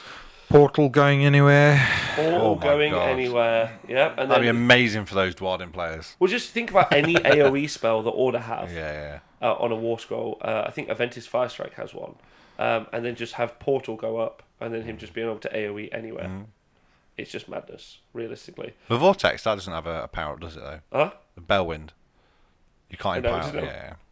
It doesn't have an impact. I was just getting a bit more worried. It's a generic spell. Yeah, not all of them do. No, not all of them do. But, a lot of them do, and it's pretty strong. So it's going to be interesting to see that in effect. And you're going to... And again, something that came up this weekend, and I encourage everyone to do so. If you don't like endless spells, that's fine. But I would encourage you to play with a bunch of endless spells so that you can learn what to do when you're against a bunch of endless spells. There was an amazing move that we saw done on the last game by Luke Morton, where he moved a set of Geminids to stop a unit of Grots moving on the bottom left-hand flank. If you want to go and watch that back, which was really clever. So just like pay attention. Like you're going to need at least to understand how they work and play with them a few times. And Geminids is my number 1 pick for you to play with. and then it's great, and then you'll just learn how to play it, and then at least if something else comes up, you'll be good, right? So yeah, I think that's just do that, yeah, especially now because it's going to be so with loads of change hosts. It's just people are going to be playing it all the time, right? Yeah. Cities have super racist swords, racist bows, and racist lasers. Maybe I should reconsider if I want to play them. They are racist against chaos though. And chaos are actual bad guys as opposed to perceived bad guys. So that's nice. Sure. Yeah. Is he going to be like Golden Tower in the Middle East cities, and he's going to be in charge of all of it and then build a wall around everywhere? Sigmar, yeah. He's going to love building a wall around all these cities. Bruce Hammer says, I don't think they're going to mix up the war scrolls too much. I think this is more of an insight to how the game's going to come new GHB. Okay, all right, fair enough. And we have seen that a little bit, like from the when they've collated books together. We've seen them collate books together, haven't we? Yeah. Like and them give just like Skaven's an example. Bring all the clans. So instead of there being a pest, clearly when they set out, they were going to like Skaven Pestilence. We're going to do a different Skaven one at some point. Then they were like, no, just do them all. It's one book. That's fine. Yeah, Legion. I've got one as well, obviously as well. Yeah, Dave Fraser, I wonder if Dark Elves will have a sorceress with Stabby Dagger for +2 to cast.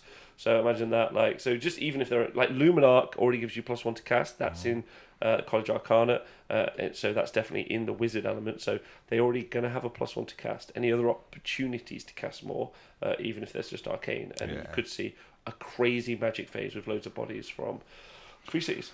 Yeah, I mean, if they've got a city that's particularly magic orientated, it could quite possibly have its bonuses for magic casting, and then more bonuses and more bonuses, and then just the innate bonuses. So it'd be interesting to see how they've pointed that,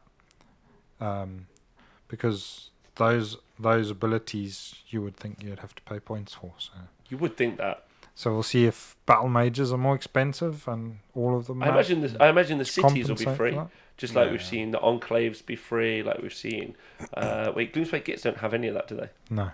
Oh, that was mean. It's like, but then he's got the new Orc book. Yeah. I've got a great allegiance ability though. In the Gloomspite Gits. Agreed. The moon. Yeah, it's great. It is good.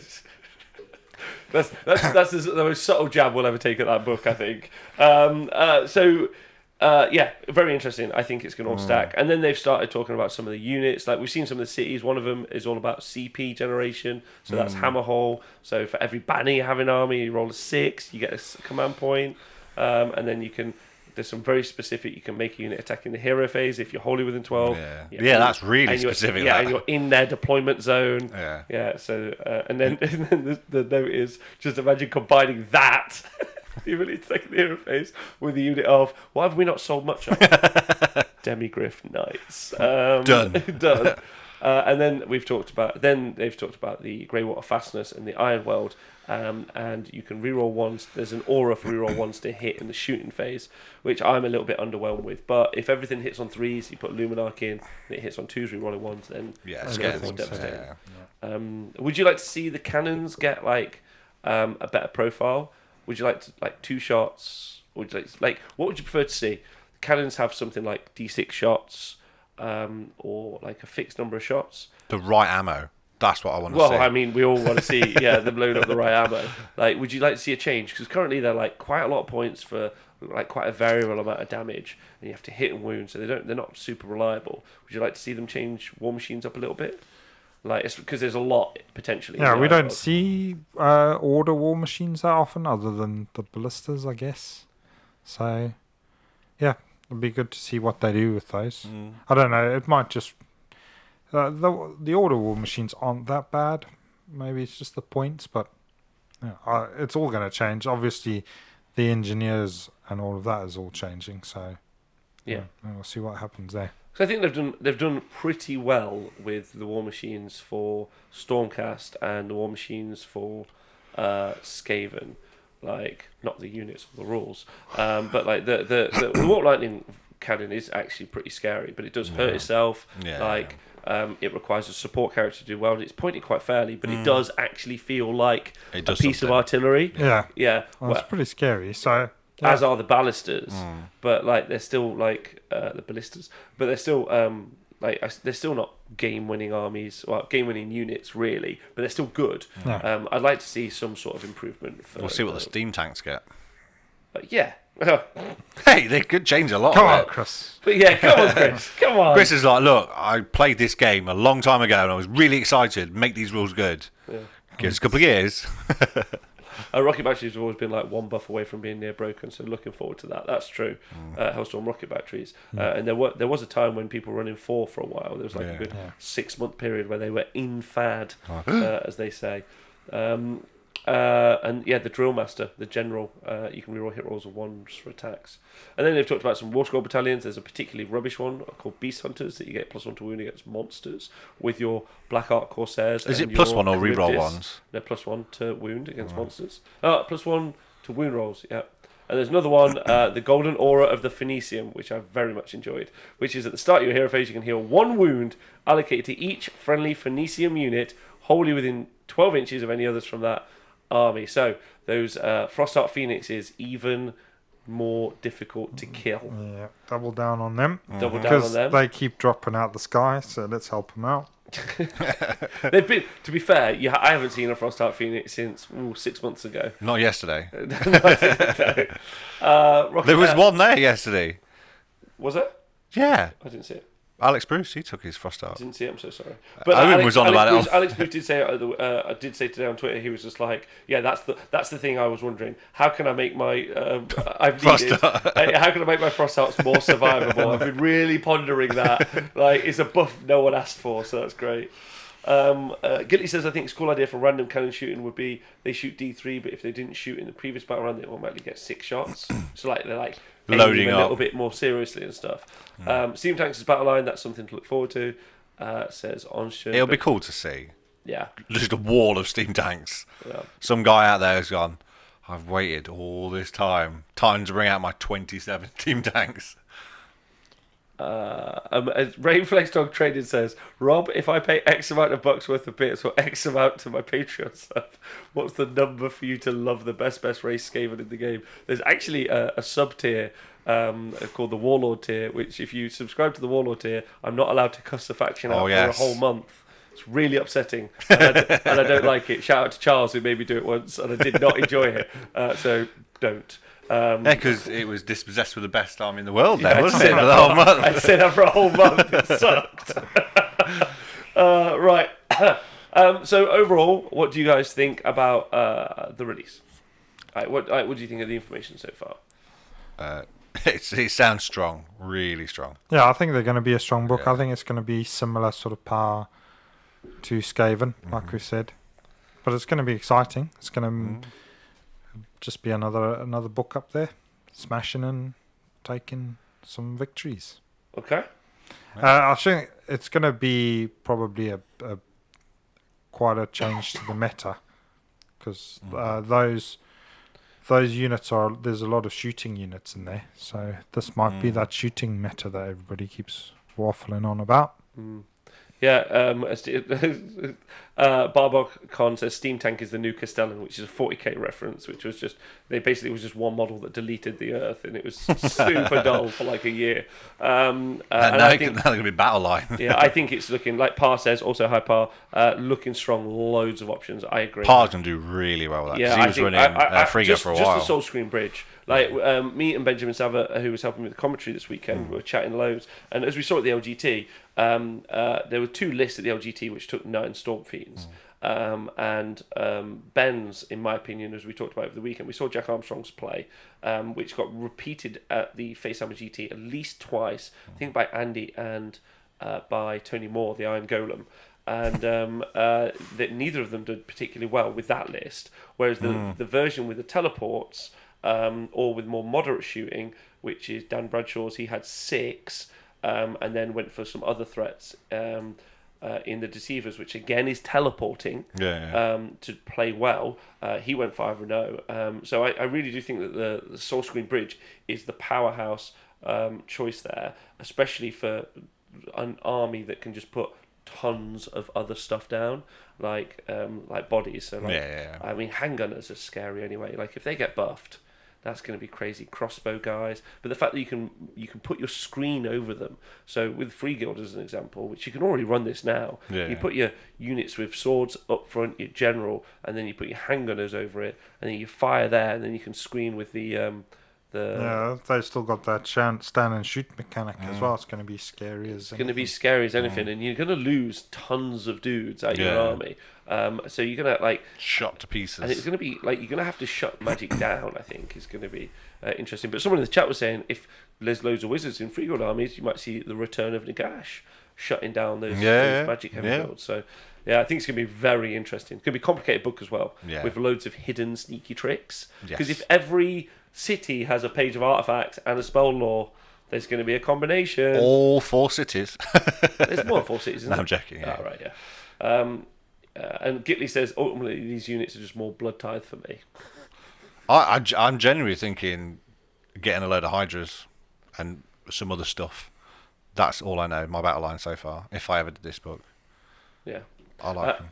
And like you said before, says Grinaldi, thanks to Gotrek, I started to take an interest in AOS again, and since the end times, but none of the armies really bought me, but the cities are the faction that I was looking for. And I think actually it's a big kind of love letter to all of the Warhammer Fantasy battle players, return to the game.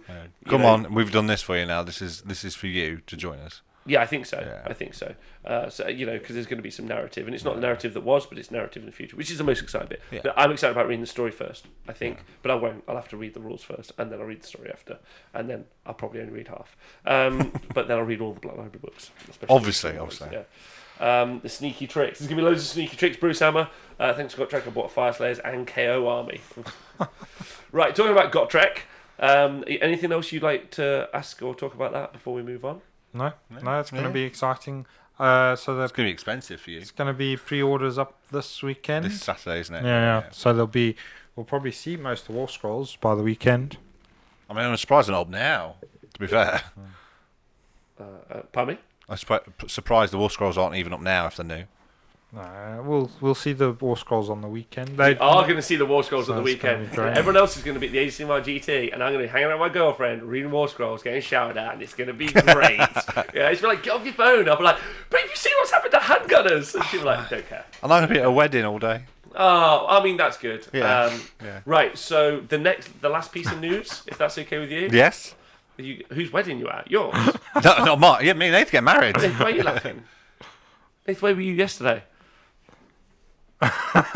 Right, so well, that was 2 in-jokes, and I only know one off. Get near your microphone. I was at work. Yeah, good. I'm really proud of you. You keep it up. So Twitch chat, we're now going to move on to talking about the FaceHammer GT this weekend. Yes. Chris says girlfriend and all question marks. I've got one, and I'm really pleased about it. Girlfriend. Yeah, girlfriend. I'm sorry that I mentioned it. Jeez, because what I was going to say was, because the next thing that's going to happen, I was going to talk about having done 2 weekends of coverage, and there are 3 weekends of coverage happening after that. There is the opportunity to go and play at the Age of Sigmar GT finals this weekend at Warhammer World, but I'm not going to. I'm going to have the weekend off. Good idea. Yeah. Good idea. Good idea. Okay, enjoy this. Are you playing on the weekend? No, it's a wedding, aren't I? I'm working a wedding, so another tournament I can't make. Okay. A wedding. Yes. Yeah, full enough. Mom and his girlfriend are busy, and I'm at a wedding. Oh, gotcha. And where were you yesterday? Okay, right. So yes, this weekend we did the coverage. The honest one we did the FaceHammer GT, yes. Which is cool. It's nice of the guys to invite us down there. Never been to Element Games before. Nice place. Yeah. Stockport also great, and I can also testify that the hospital is also fine, which is lovely. Great nurses. The nurses are the best, and could we always make sure that we support the NHS? They're great people. But we went down, it was cool, and I got to have a great crew go with me. So I got Benjamin Sava, I got Mr. Darren Watson, I got Mr. Owen Jackson. We were driven up by Mr. Donald Taylor himself. What an angel. Legend. Yeah. What's happening in the chat? Check your Patreon, you wonderful bastard. Oh, no. What's the date? Everyone mark the date.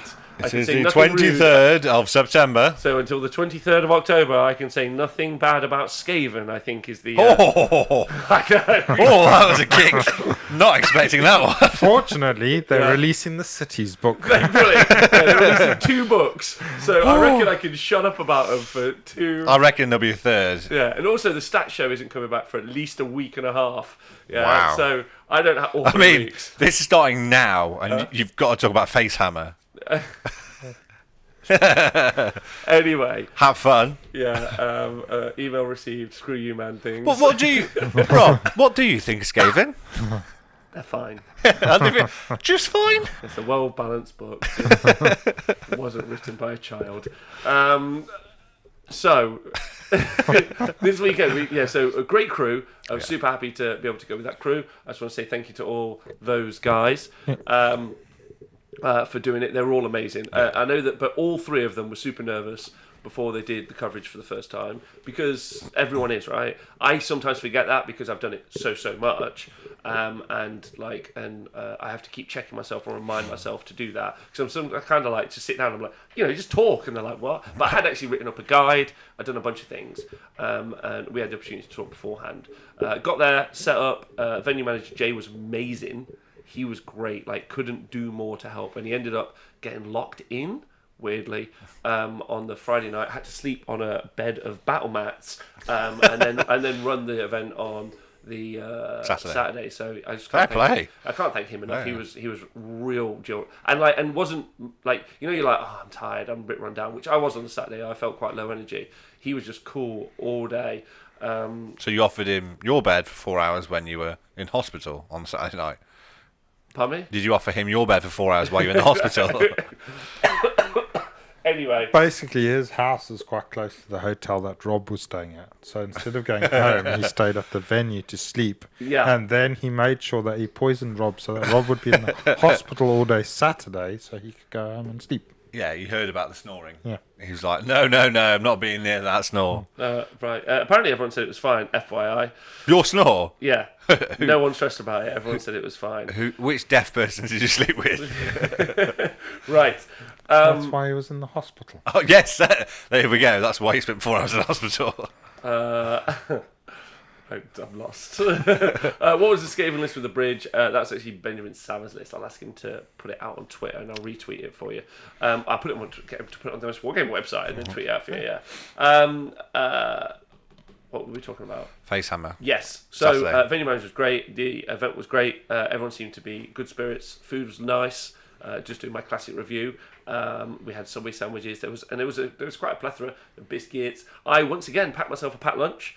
I got myself some nuts and some protein bars, jam and peanut butter sandwiches, and I once again, this is 2 weeks in a row, lost all of them. I did that, when you get a continental breakfast at a Premier Inn, and I'm not sure I'm allowed to legally say this, but when you do, and you take all the bananas and you put them in your bag, so you've got them for lunch later. Yes. Yeah. So I did that, and I put them all in my shopping bag, and I was like, I bloody lost my shopping bag.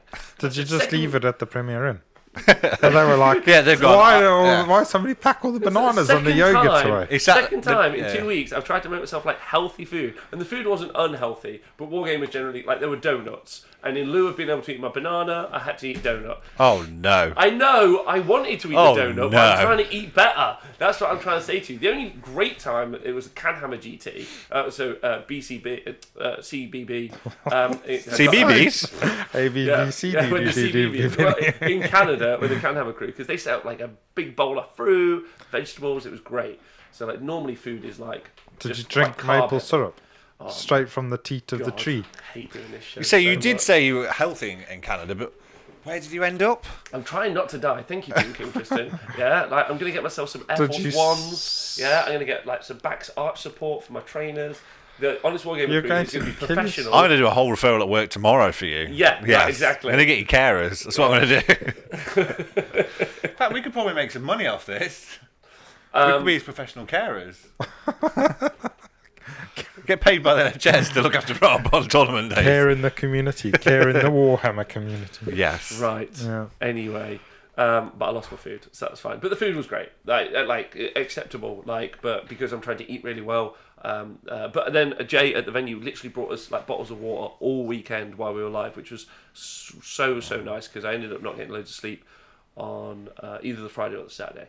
So I just want to say thank you to him. Okay, I think that's everything. Toilets, fine. I'm just going to be honest. That's not the show. Toilets, fine. Ooh. Yeah, that's what you get for the toilets. Okay, But clean. That's the important. They were never gross. So that's important. But what you know, do you want from a toilet? I really want there to be a mirror on the inside door when you do a sit down wee. And you can just like look yourself in the eye and you go, "You've made it." Wow, I reckon you should. You never do that. Not in a mirror, no. If you never tell me you've never sat down on a toilet, had a sit down wee, the door has had a mirror looking at you, and you've done yourself a Snapchat selfie. No, Yeah? never. You guys just haven't lived. I mean, I think there's quite a lot of people that have not lived that way. Anyone in the Twitch chat who hasn't, this is getting too personal too fast. So sorry. I think, if you've got that kind of picture, you should tweet it to Rob and Nathan, just so we know. Why me? Because it's fun. Pictures were... A selfie You like picture. pictures? Yeah, you like pictures as well. Yeah, but not those. Anyway, two keep saying you all haven't lived. Agreed. Right? You lost me at Snapchat, you millennial. You were in Stockport. You were lucky it wasn't an outhouse. I also agree with that. Rob, I've really enjoyed the coverage on YouTube since Twitch is rubbish. Thanks a lot. You're really enjoying the coverage on YouTube though since Twitch is rubbish. Thanks a lot. Yeah, don't worry. I'm also going to put it out on YouTube as well. Yeah. The one issue that we did have this weekend, which is super unfortunate, was we had some internet issues, which wasn't the venue's fault. The venue did have the correct bandwidth, but it was something to do with their server box and the way we stream, and I didn't understand it. I'm not a network specialist. I often am just like, I could do some stuff now, and I was also with Benjamin Sava, who takes notes on a typewriter. Yeah, very true. And Darren Watson, who when we do Darren's List Diaries, listens to me on the telly as opposed to some headphones. And I was like, before we get started, Darren, how are you hearing me? He's like, from the telly, love. And I'm like, He sounds like a genius. Amazing. Amazing. Technical genius. he is a technical genius. Technological genius. But you've got Donal, the destruction player, as well. Oh, right. Okay. So, yeah, I wasn't able to fix that, unfortunately, because I don't have all It those did skills. work, though, on the last game. It worked pretty well. All the way through, And again, which is wasn't the venue. No. And I would like to go back next year and do it again. And if I get the opportunity to do so, which would be great, I'm sure we can have it fixed ahead of time. So, but apologies for that. There's nothing you can do, though, when it's things like that. No, but what I should have done and what we normally do is I record them just flat out as a video as well. And for games 1 and 2, because I was just a little bit stressed at the start, I didn't do it for game 1, reminded myself to do it for game 2, and then didn't. But I did record game 3, 4, 5 flat, which is a shame though, because game 1 was amazing, if we talk about it in a minute, because we got to see Donal, who'd driven up with us. He took a Gotrek and Seraphon list, and we got to see what Gotrek can just do, which is just womp. He took out a Great Unclean One and the Glotkin, who were unwounded in one round of combat. Having just gone through 30 plague bearers. It was crazy. And the Nurgle army that we had, Just like in the books. just like in the books, yeah. And the great Nurgle army that we had on stream then was glorious. It was. And almost none of the Seraphon army looked nice apart from that one model. Yeah. The painter really needs to look himself in a toilet door mirror, take a photo and say, you need to learn to paint. Yeah, so I am going to try and grab all of those bits of video together, stitch them together, and re-upload it on YouTube. But it is a bit of a mess, and I apologise about that. But it was good. Really good. It was really good. And I'm sorry again. That's my mistake. And in the future, I'm going to make sure we always have the redundancy of having them recorded as well, so that we can put them up. So I apologise about that mess up. And there isn't much tactically to say about that because the Nurgle army was pretty. But I don't think it ever stood a chance, realistically. Against that one model. Yeah, against that one guy. And I also think Donald Dino took it, who's in the chat now, got him taking 45 wounds, sorry, I think. But it was just amazing. It was a really sad missed opportunity. Especially, we put it on because I was like, I want Gotrek to go on the stream game 1 because he's the story from the weekend. Which didn't turn out to be the story of the weekend. So, interestingly, there was about 10% of the field was Slaanesh, and about 10% of the field was Fire Slayers.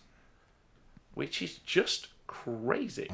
Crazy numbers. They were and there were very, very few Flesh Eater Corps, which is a huge switch up I think, from looking at this, I think there was only one I know Tom Fretwell had one. I think he's the only one that took them. Maybe. Pardon me? I think Tom Fretwell's the only Flesh Eater Courts player. Yes, yeah, there were little to none. Although the Fire Slayers, there were a lot of Fire Slayers, which I find really, really interesting. And I think I've got like a pin on it as to why, because it's an army that is very hard to lose with.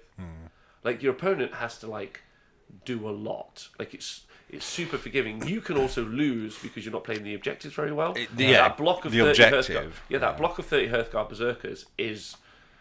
You just have to deal with it, and That's quite a big puzzle to unlock, isn't it? So, really big puzzle to unlock. It's like Marathi, right? Like you maybe are always running 50 points shy because you've got Pendulum in your army, just because Marathi exists. And I can see why the Fire Slayers players take it. I can see that mentality. They're like, yeah, and it's also cool, like a band of absolute mad as hell dwarves just running forward chopping stuff. Can you think of any other reason why they're taking them? I mean, it's not the models, right? It's bound to be the models.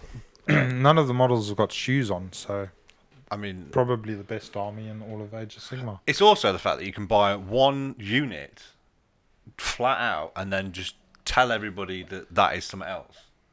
You could just buy the cheapest Fire Slayer box and go, these are these, these are these, these are these. I mean, could you tell the difference? Yes, Rob, could you tell the difference between Fire Slayers? Literally can't. That's not a clue. Can't tell a single one apart. I did. There was a thing at Heat 1. Myself, Andy Hughes, and one of my friends, Andy, were looking at the Fire Slayers in the cabinet. Well, I said, go on, Andy, tell me which one of those two in the unit are heroes. And Andy Hughes went, there's 3. No idea where the third one was. I couldn't find it. I just can't tell the difference at all. Don't pay attention to detail, do you?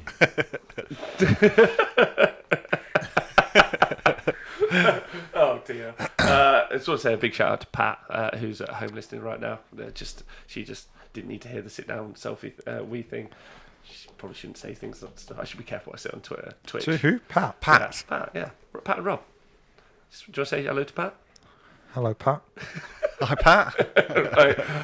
Apologise if Twitch isn't working. I'm going to get it sorted out. I'm not sure what's going doing. Right. So there were 3 Flesh Eater Courts players, by the way. Was there? Yeah. And again, we didn't get the list ahead of time. That's not those guys' fault. I want to say a big shout out to Terry Pike as well. Terry was phenomenal in making sure that I got all the lists available for you guys in our little app that we put now, so you guys can see the list in real time while we're talking about this. That's stuff. really good, that BIP. Yeah, it's a cool Really, little really feature. good. Yeah. Really cool little feature, like which Nathan couldn't get to work I know, when he was watching the other day, which is great. I was at work. Huh? I was at work. You can do it on your phone. Yeah, it works I was on my phone. busy at work. Oh, you were busy at work. Okay. Oh, yeah, I know where you were working. Right. Tough Lucky says, I was sick of playing against indestructible rats, so I'll play a bunch of identical indestructible dwarves, which is good because the rats are fine and lovely. 29 days to go.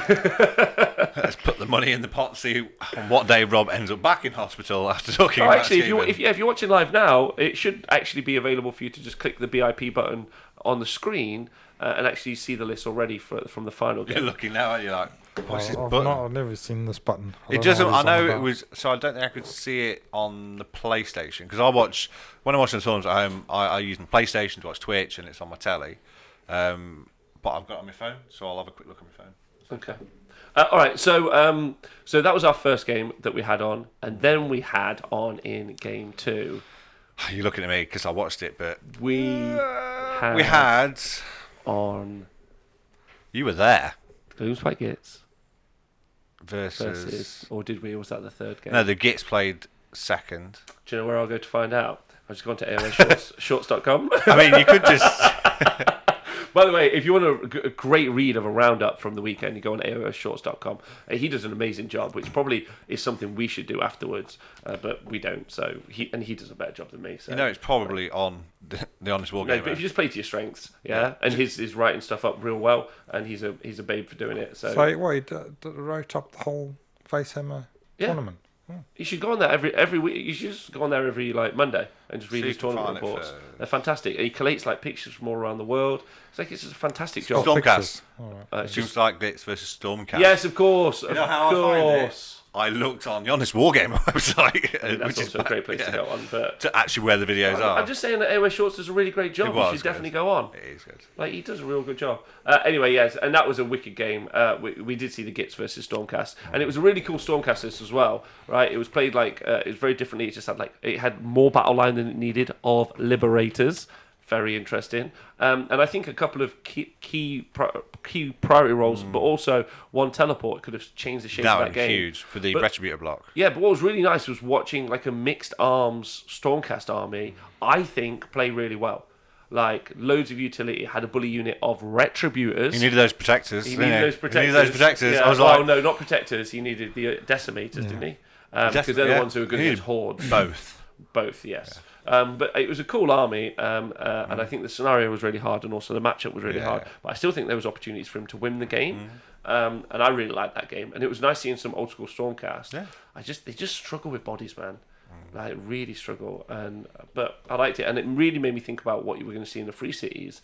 And a couple of those clutch characters, like Starfated Arrow getting saved on a 6 was huge. But that Venator is just wicked. It's just a wicked model with its own wicked internal rules. Yeah, You don't need. It doesn't need any buffs. just It does just it on its operates own. well on its Yeah. own. And I can definitely see it being like a solution to many a problem.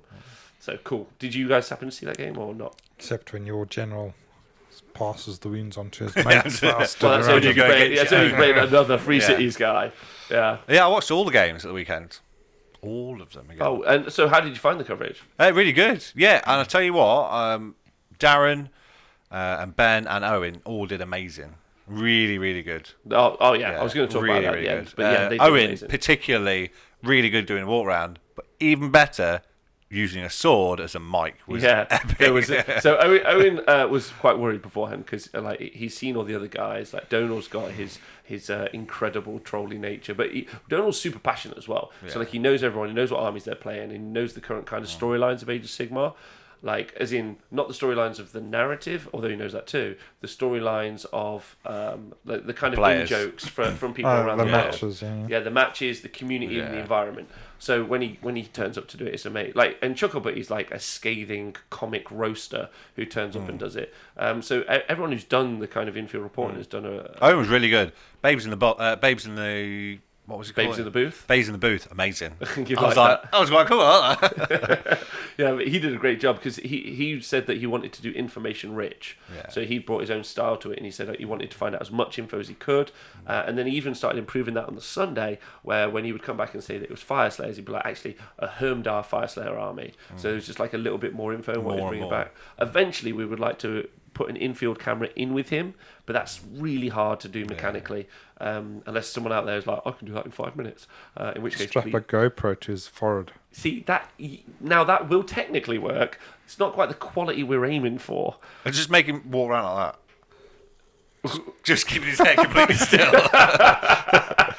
Or a wheelie hold chair. on. Can you get him one of those medical braces from the I could. hospital? We'll just give him one of these wheelie chairs, a brace, and a GoPro on his And then head. when he just bends down the table like this. Just use the thing on the wheelie chair. Just there we go. Roll forward and roll back. Okay. Reflex Dog Training did just force me. Also, thank you for subscribing on Patreon. Appreciate that loads. Into Sober October challenge with Skaven. I really hope I don't have to play them in the next 30 days. I might just play with them. I'm like, this is awesome. That's so easy. That's it. Rob's playing with Skaven for the next 30 days. That's how I'm like, this is great. And tears streaming down your face. Combat Phase Podcast says, excellent coverage. I watch back coverage to learn how to play better, which is why we set it up. And it's also why I set it up for Games Workshop. The intent is to, and has always been, to increase the knowledge base of the community.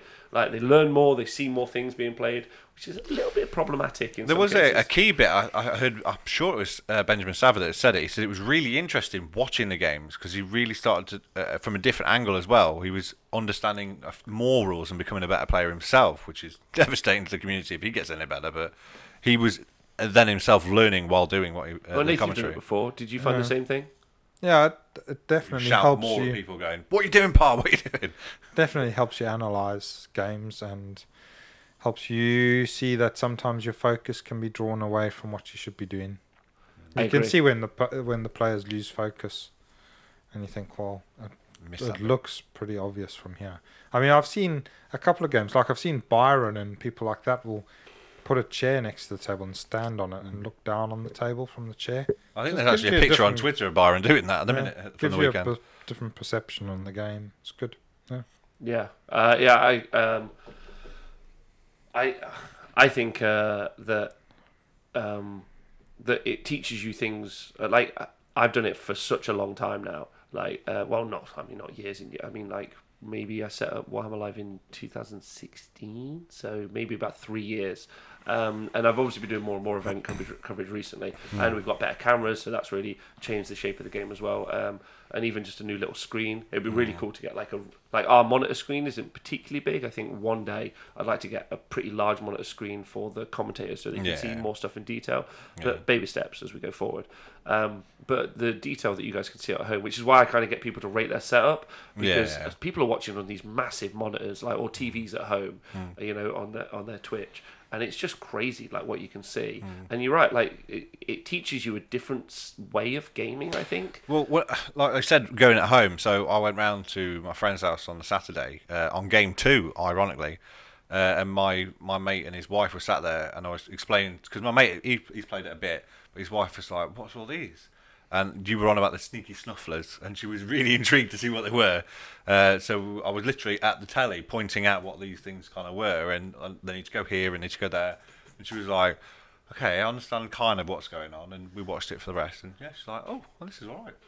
So it was really good just getting a couple of mates and watching. So you had some people watch who just don't know Age of Sigmar at all? Well, one person out of the three of us. Are you going to their wedding this weekend? No, they were already married. Oh, yeah. So, and what was that? What was their response? They liked it. They liked the fact that what was going off, and so explaining the lights as well. It's because I'm going to keep changing the colour. I was like, this one owns this one owns that one owns this one. Yeah, it was good. She liked it. She really likes these sneaky snufflers. good Obviously, good girl. Who doesn't like a good sneaky snuffler? I was like, yeah. Sneaky Did snufflers. the salmon cannon. She didn't see the salmon cannon. She only saw the sneaky snufflers for the second game. Bradwell says, Rob, something I'm not sure if it's possible. Would it be awesome if a video overlay could be created on your streams that would show distance every so often, kind of like American football has first down yellow line, so that viewers could make the distance and not used. You can. It's just. It's so complicated, isn't it? Yeah, the issue is the distance from the camera to the table. So when we go to every different venue, the height of the table is different. So then we have to set the distance of the camera different. Probably what I should have done this weekend and what I could do in the future is actually. So this is probably going to be terrible TV. None of you care, but I could set like the distance between the camera and the table to be a fixed amount, and then that's what we use every time. And then because we use that every time, we can produce an overlay. So yeah, and there are loads of other things that I'm actually going to do. So another reason I'm not playing Warhammer this weekend, with the exception of like I'd rather see the lady, the lady, is also I've got 2 weeks now before we do the next event, and I'd like to add a load of additional features that are all like UI based for everyone watching at home, which I think is quite important. Overlay Pictures. Yeah, so that's a great. Bridewell, thank you for the suggestion, and is also something that I think I probably might be able to put into the next event that we do. So watch this space if that helps.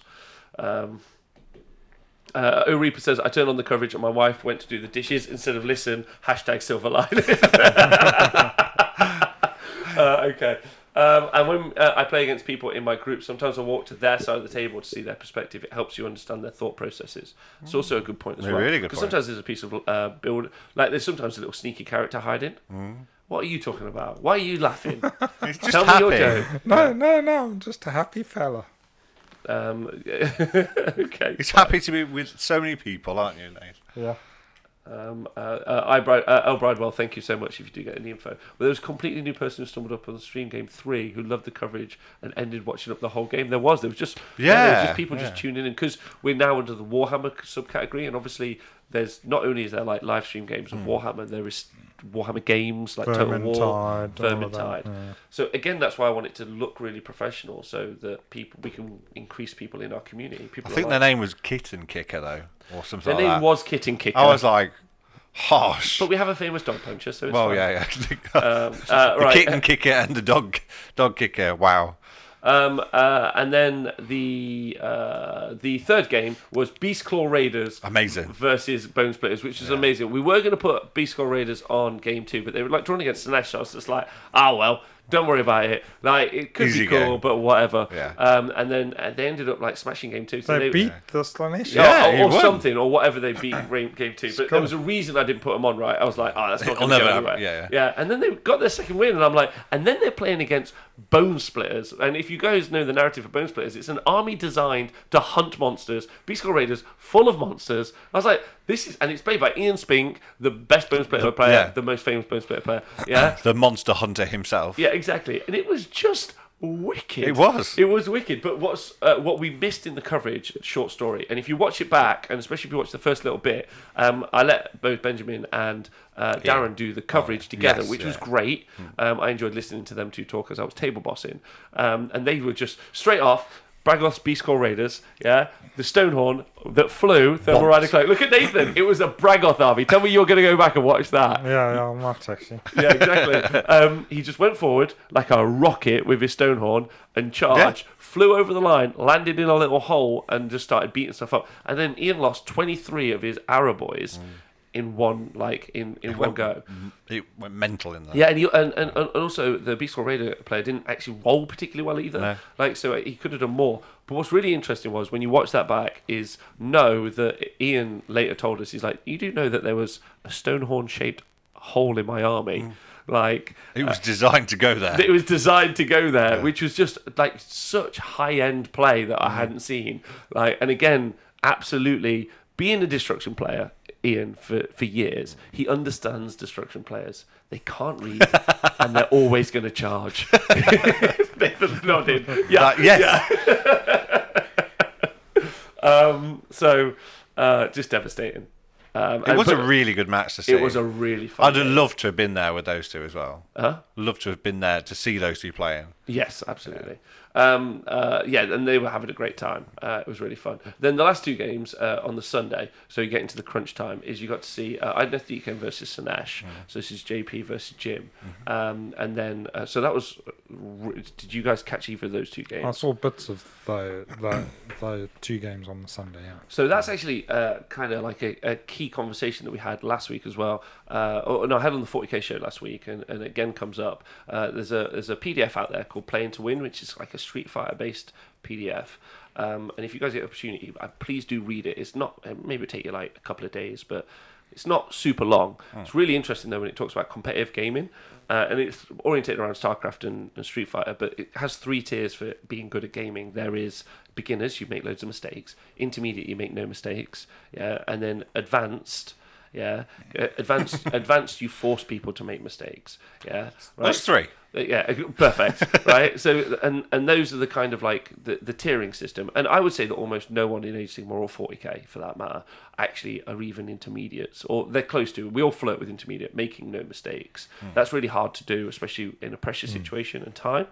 But making people make mistakes, for example, Ian leaving that hole to allow the Stonehawk to go in, is the real tactical way. What was interesting against the Idoneth versus Slaanesh army is both players making mistakes that allowed their opponent to then almost, well, in Jim's case it was a mistake that allowed JP to win the game, but in JP's case, thankfully, it wasn't capitalized on backwards.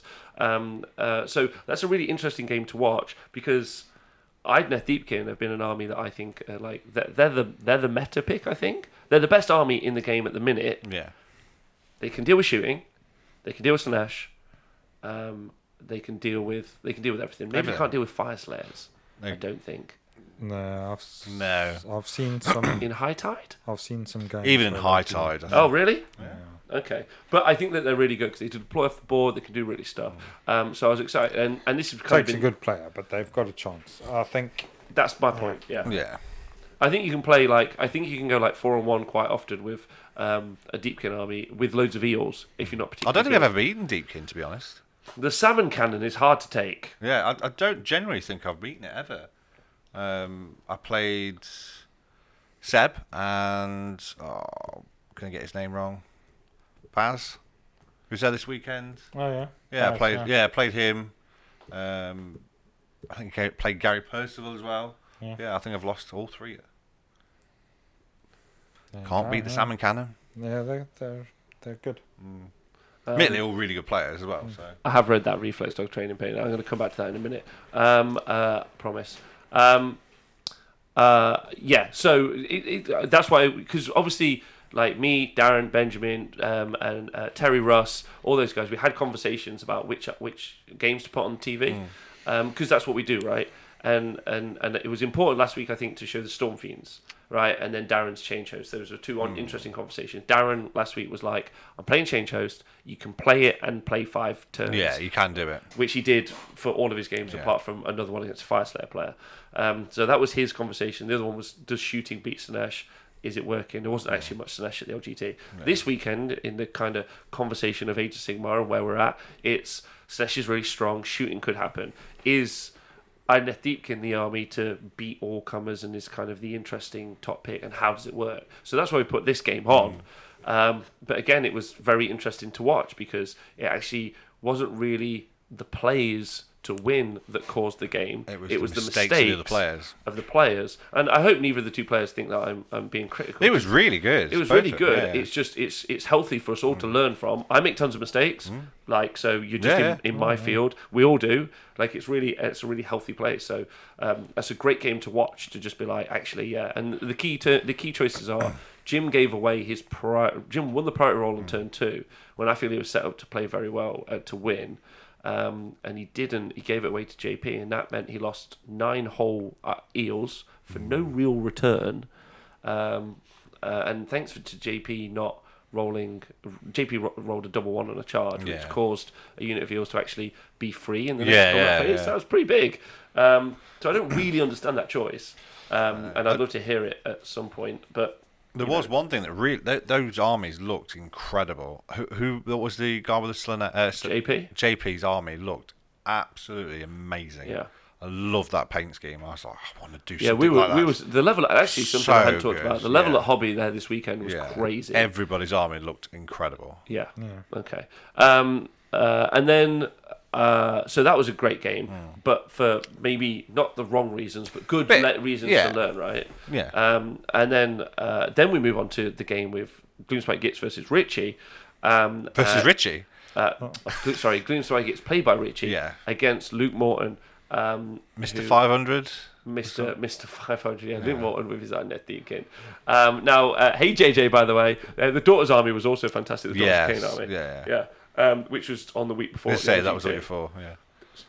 That was the non-metallic one, wasn't it? Yeah. So the interesting thing about this matchup is Richie's been playing Gloomspite quite well, and has been one of the few people to actually go 5-0 at a tournament with them. So quite important.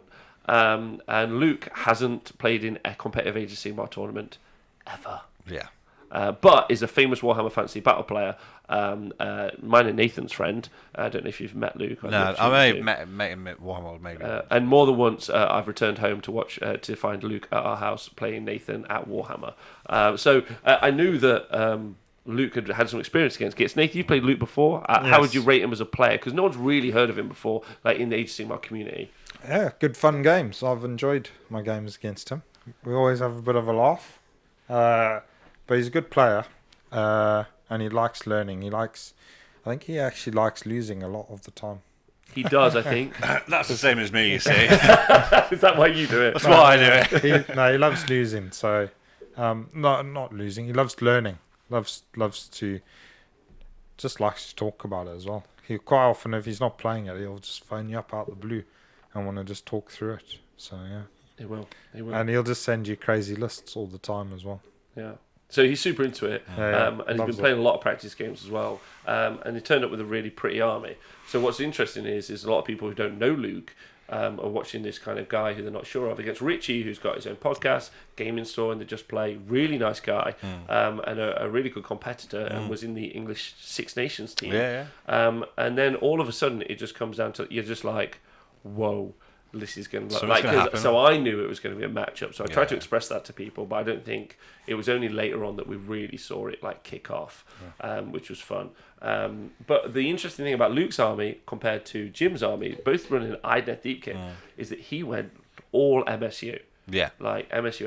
It was bonkers. It was bonkers. Like me and Nathan played a couple of weeks ago I played against his Gloomspite. Again, it was MSU.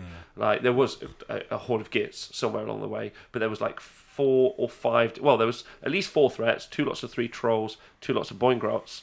But then there was also the Grots, which you could think as chaff, but they're actually a threat. Then there's the Spellcasters, more threat. And it reminds me, Luke plays like Nathan plays, and Nathan plays like the Bruces play, Rick and Chris. Like, and it's just this MSU style of Warhammer that's super delicate, and is so resource management heavy, but is so well played. Like, it's just amazing to watch, and it's a game that like I think people should just like study. Yeah, I mean, to be fair, when I was seeing Rich play as well, he was playing it really well. Some of the stuff he was doing when he teleported the Madcap to Chuck, so he made sure that the endless spells were going to reach. Just launched them out, and then because obviously Luke had no magic at all, literally nothing. Yeah. They just kept him in the field exactly where he wanted him to be. But he just ignored the magic phase. phase. Yeah, he just completely ignored it. Just ignored it, and almost arguably ignored the command. But then he phase didn't as well. ignore the magic. He really skillfully used the magic. Well, he's played against endless spell players like Nathan often. He's played with them as well. He does also play other armies, so he's played Ironjaws and Gits as well, actually. So really interesting game, and I loved it. And what was amazing was watching both Darren Watson and Benjamin Sava just stopping doing the bits that they were just doing on the stream. Darren was just watching. He's just like, I'm loving this game. Yeah, Benjamin at one point actually just refused to talk to us anymore when he was table watching. He was just like, no, I'm just going to watch the game. This is amazing. Like, and to have gamers like that excited is like just wonderful. And I think Richie played a really tight game, really good, but it was a bit of a slower game than it needed to be. Realistically, it went to time, which is unfortunate, so a judge had to make a call, and that's not, I think, good for anyone. So I would encourage everyone to finish their games, obviously. Easier said than done in some situations. Anyone got any thoughts on that? I don't know how to approach that one. No, I mean, it's a toughie, but ideally you should be trying to finish games, really.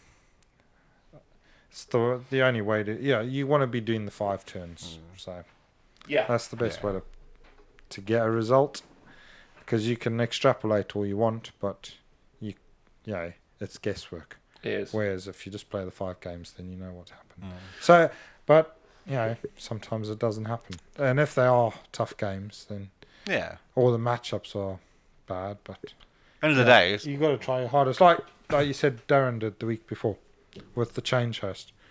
Very few people will take change host because. Well, not as many people will take change host as you would that might be tempted to, but they won't because they will be looking at the time and thinking, well, I'm not going to be finishing my games. And I think that's a lot of the same with quite a few armies. People won't take them because they think, well, they just take too long to play. So which is like absolutely. But it can be done, and like Darren's proved that you can do it. And so people just, if you're going to do it, it's really the onus is on you to really push on, make the decisions. You've got to be making your decisions in your opponent's turn and stuff like that. Which is why I still to this day think. So Felony Skunk says our club's Master Tourney series scores auto draw if you don't finish the game. I personally think it should just always be a loss if you guys don't finish the game. What, for both players? For both players. I know that sounds really unfair. But you can't. That means you can't ever place well. Like it's just a loss. Like, and I know it's a conversation we've had loads in the 40k community, loads. But like it's one I'll stick by. I know some people want judges' decisions, but that's just. Then you're putting the onus on somebody else, I suppose. But but so that but it was a great game, and you should watch it back. It was really interesting to see. I do think, obviously, with Luke not being known in the community and Luke not knowing obviously so much of the community, I think because they didn't know and they're both very good players, I think they weren't sure. Everyone's commenting on me on my little my hand in head motion. I'm loving this. I'm gonna look zoned out. I don't think either of them knew how to play against each other. Like, obviously, if you hear about somebody, you kind of get the gist of how they play, and then you can play accordingly. Whereas both of them didn't know each other at all. It was like, I don't know. Oh, they actually had a really nice. Yeah. Oh, yeah. Exactly. But they didn't know how each other were gonna play, so it's hard to to know, if that makes sense. It slows things down a little bit more. Yeah, it is hard. It is hard to know. Because if you two go play, you know exactly what you're going to do. You know how that's the you point. play. I don't know what Nathan's going to do, but true. I do know that Nathan is going to be more aggro than he's meant to be most of the time. Yeah. Like, but you mentioned that in the chat as well. What normally does me over is when he isn't aggro. Yeah. But like that's what was incredibly interesting was actually watching Benjamin Sava on game 4 when he was talking about, because there was a bit where Jim had his like hands on the table and he was just analysing it, and he was just like, well, he's not decided yet. Yeah, he was just like, he's slow, he's thinking. He's worried now because he's like taking it in. It was really interesting because Benjamin is body language, and again when Darren was doing the table bossing, a lot was coming back from the table boss was the body language of the players, letting us know what headspace they were in. Yeah, like he's like, he's like, there's a term tilted, so you're a bit of a loss, you've lost a key piece and you're not really sure what to do. Yeah, like when something goes awry, and it was really interesting watching that. You get that in other sports as well, but it was just cool. Like it was a really great weekend of coverage. Like, I'm not saying that like in an egotistical way. I'm saying that I enjoyed doing it. Really I'm hoping people enjoyed it, but I enjoyed it, and I think what we put out was pretty great. And thank you to all of the players being on there.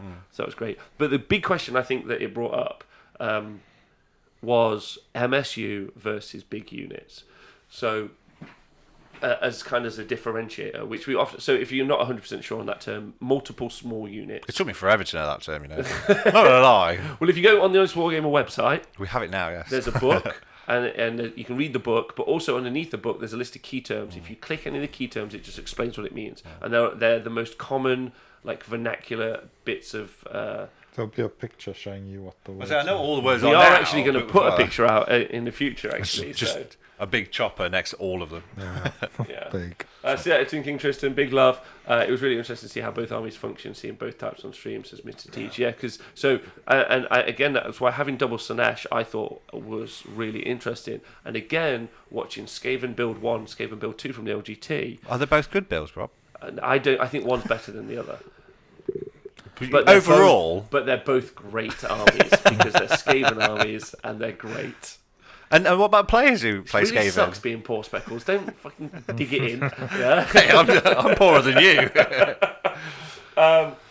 Anyway, so I think the conversation, Nate, that I was going to, and Speckles that I was going to bring up was, we saw the 9 Storm Fiends, we see the big block of Hearthguard Berserkers, and we less so the Keepers of Secrets and Ghoul Kings on Terrorgeist, but definitely Skaven builds is the multiple small units threat versus the kind of the big block threat, and I think that when it comes to list writing, but also for playstyle, I feel that the multiple small unit build is a better build eventually, but it's harder to play. Yes. And I was wondering what you two thought of that.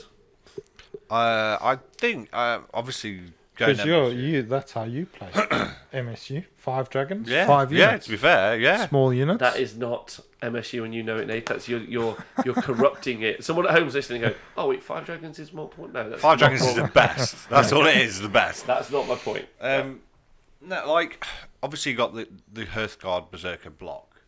I think you'd probably be able to do more damage with MSU by pinning them in different sections to force the unit to not. Just because if you hit it from one side, they just strike first and kill all the well, I suppose, but I'm thinking it might work at locking units down. Yeah. It gives you MSU the pros of it. Obviously, you get a bit of redundancy. So you've got lots of units. Sometimes you'll repeat that unit a few times. So if you lose one, you've not lost a big part of your army. You've still got bits of your army. It gives you more control in the movement phases as well. Being able to split units up and put them all in. So you're not. It's easier to get past like overcommitting, which you can end up doing. You can commit if you're relying on a big block, you can commit it into one area, and then suddenly it's out of where it needs to be. Yeah. Especially if your opponent made you have to go there. Yeah. So it gives you a lot of flexibility, but then at the same time, obviously, those little units can, like you said, the Fire Slayer block, they can charge into that and bounce off. So you've got to have ways to deal with the bigger blocks. Yeah, to deal with that. So you've got to have things like itchy nuisance or something like that. Or you've got to send them in waves, like you've seen Luke doing. So don't commit them all at once. Just pick out bits and slowly. Yeah, surgically remove bits and pieces, and then you can, when the time is right, then you can try and flood them.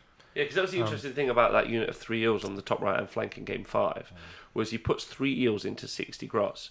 He loses that fight all the time. Yeah. But that wasn't the point. It was to have them there. Yeah. It's to have them in that bit of the board, which is just super interesting. Then that 60 grots, which is like what 360 points, is fighting against 150, 160 points worth of eels. Locked in. Yeah, exactly. So you can. That's the problem with big blocks, is that you can get tagged in a corner, and then you can be zoned out by all the other small units. That you're just stuck. So, so MSU is, it does give you that flexibility, but like you say, that each of those parts are fairly fragile. And but again, the wave mechanic of it, which is how, like, when you and me played that game, I had a real tough time against your Gloomspite list, walking away from that game and thinking about how to play it in the future, because you had, and I had a unit of 6 Skyfires in that list, and you were like split into 2 3s. But I'm definitely now more convinced to do that. Not your issue. I kind of like you got your big blocks. If you look at what like Darren did when he played against Jack, he takes out the support heroes, and neuters the block instead of dealing with the block. Real good. Like that's fantastic. Similarly, look what Luke does. He goes and takes out the character, and takes out the block. That's great. Dealing with the multiple small units is like when you and me played, those 10 Boingrots went and did a job, and then the trolls went and did a job.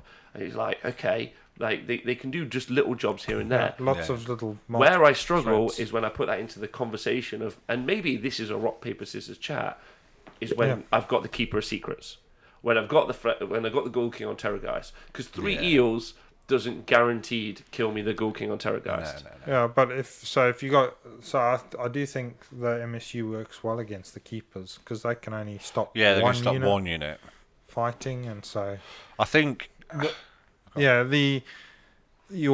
the other 3 doesn't kill the block. No, but the unit of you send 3 in 3 units 3s. So you got to send in. So you send in way more. Multiple.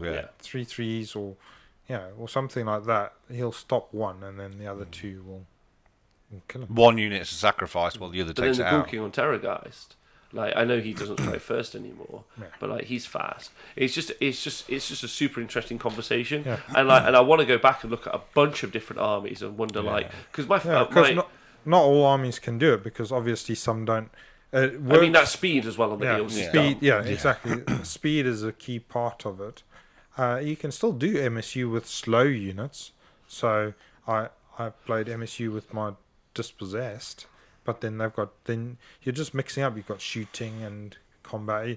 You've got to work out how they're going to interact with each other, and and your opponent. So it's quite easy with things like eels, because you're driving the movement phase and all of that. Whereas if you're doing an MSU with a slow army, then you've got an MSU defensive army, which is quite hard to do, especially against things that have got like aura effects. So like if somebody drops a comet into an MSU army, it's a nightmare, because everything gets hit. It actually does all the more vortexes at a time. Yeah, right? exactly. It does more damage than if it went into a big block, where it would just do D6 damage, but where it's doing loads of damage to loads of units. So pros and cons. You get to summoning all units army as well. buildings, army builds. I mean, something like Legion lists, Legion and Nagash, okay for MSU, but because you've got that redundancy, knowing that you can just bring it back, you can maximise the unit to make the most damage, knowing that you're going to get it back. But then that MSU Legion of Grief list is really solid. Yeah, I'd love to know what that list is, actually. But but anyway, I think it's a really interesting chat, and something I want to go away. I was planning on going away and doing next week and having a conversation about, or maybe looking at it. But we've got so much new information coming out. But I would like to break it down. I know I'm going to talk to Darren about maybe changing up the list diaries to maybe do one of them be an MSU like build and talk it through. But there's loads to learn, so I really do encourage you to go and watch that game with Luke and Richie. Interesting. And then also watch the game between Jack and Darren, and again watch that same element of there being a big thing and it being neutered, and then that loss, and arguably I think the play to get the Loon boss, which was one of the key elements of the Gits list from Richie, was a really big play. And similarly, I think Darren's shooting down those characters was also pretty big as well. I think shooting down the Stormfiend heroes was more important. Oh, sorry, more likely to happen. Than the Loon boss play. Yeah, that was bonkers. That one. But interesting to watch both of those play. I think, and I definitely would like to get like one of the My Hills Beasts of Chaos MSU armies on, or Nathan. I'd love to see you play at a tournament and watch your like Gits MSU as well. I think that would be great. My MSU Dragons versus your MSU. Not MSU Speckles. That's not how it works. Nathan said it. It's tough. Nathan said it. It's true. In the chat, Seraphive says MSU is definitely most rewarding, but it's army dependent lots. I've written some lists with MSU Rippers before the activation war days, but many armies could just destroy the ones not hitting first, and then your opponent turn things only get worse, which is true. You've got to bear that in mind. You've got to know what that unit can and can't do. Yeah, Gitley says MSU is decent versus shooting heavy armies. I run an 18-drop Khorne army with 8 Korgoraths, and the opponent find it really tough to choose how much firepower to allocate to each unit. Yeah, split fire. I think that's good as well. Xtab, some big units get quite a lot of benefit baked in cheaper price per model and size based bonuses, which is true. Yeah, at the moment we are sort of forced into committing to bigger blocks because you get the buffs. So it's obviously you want to scale. Yeah, you want to multiply that out into the bigger block. But then I was wondering, is economy of scale real? Because economy of scale doesn't work if you don't actually get to apply the economy. Like you're building a false pretense, right? Yeah. It's a trap. So, but it can also be a bonus. So, Daughters of Cain is the best example of that. Yeah, one that I always think of is prime example of great for an MSU army. But nobody, they all run the big blocks, and I'm thinking.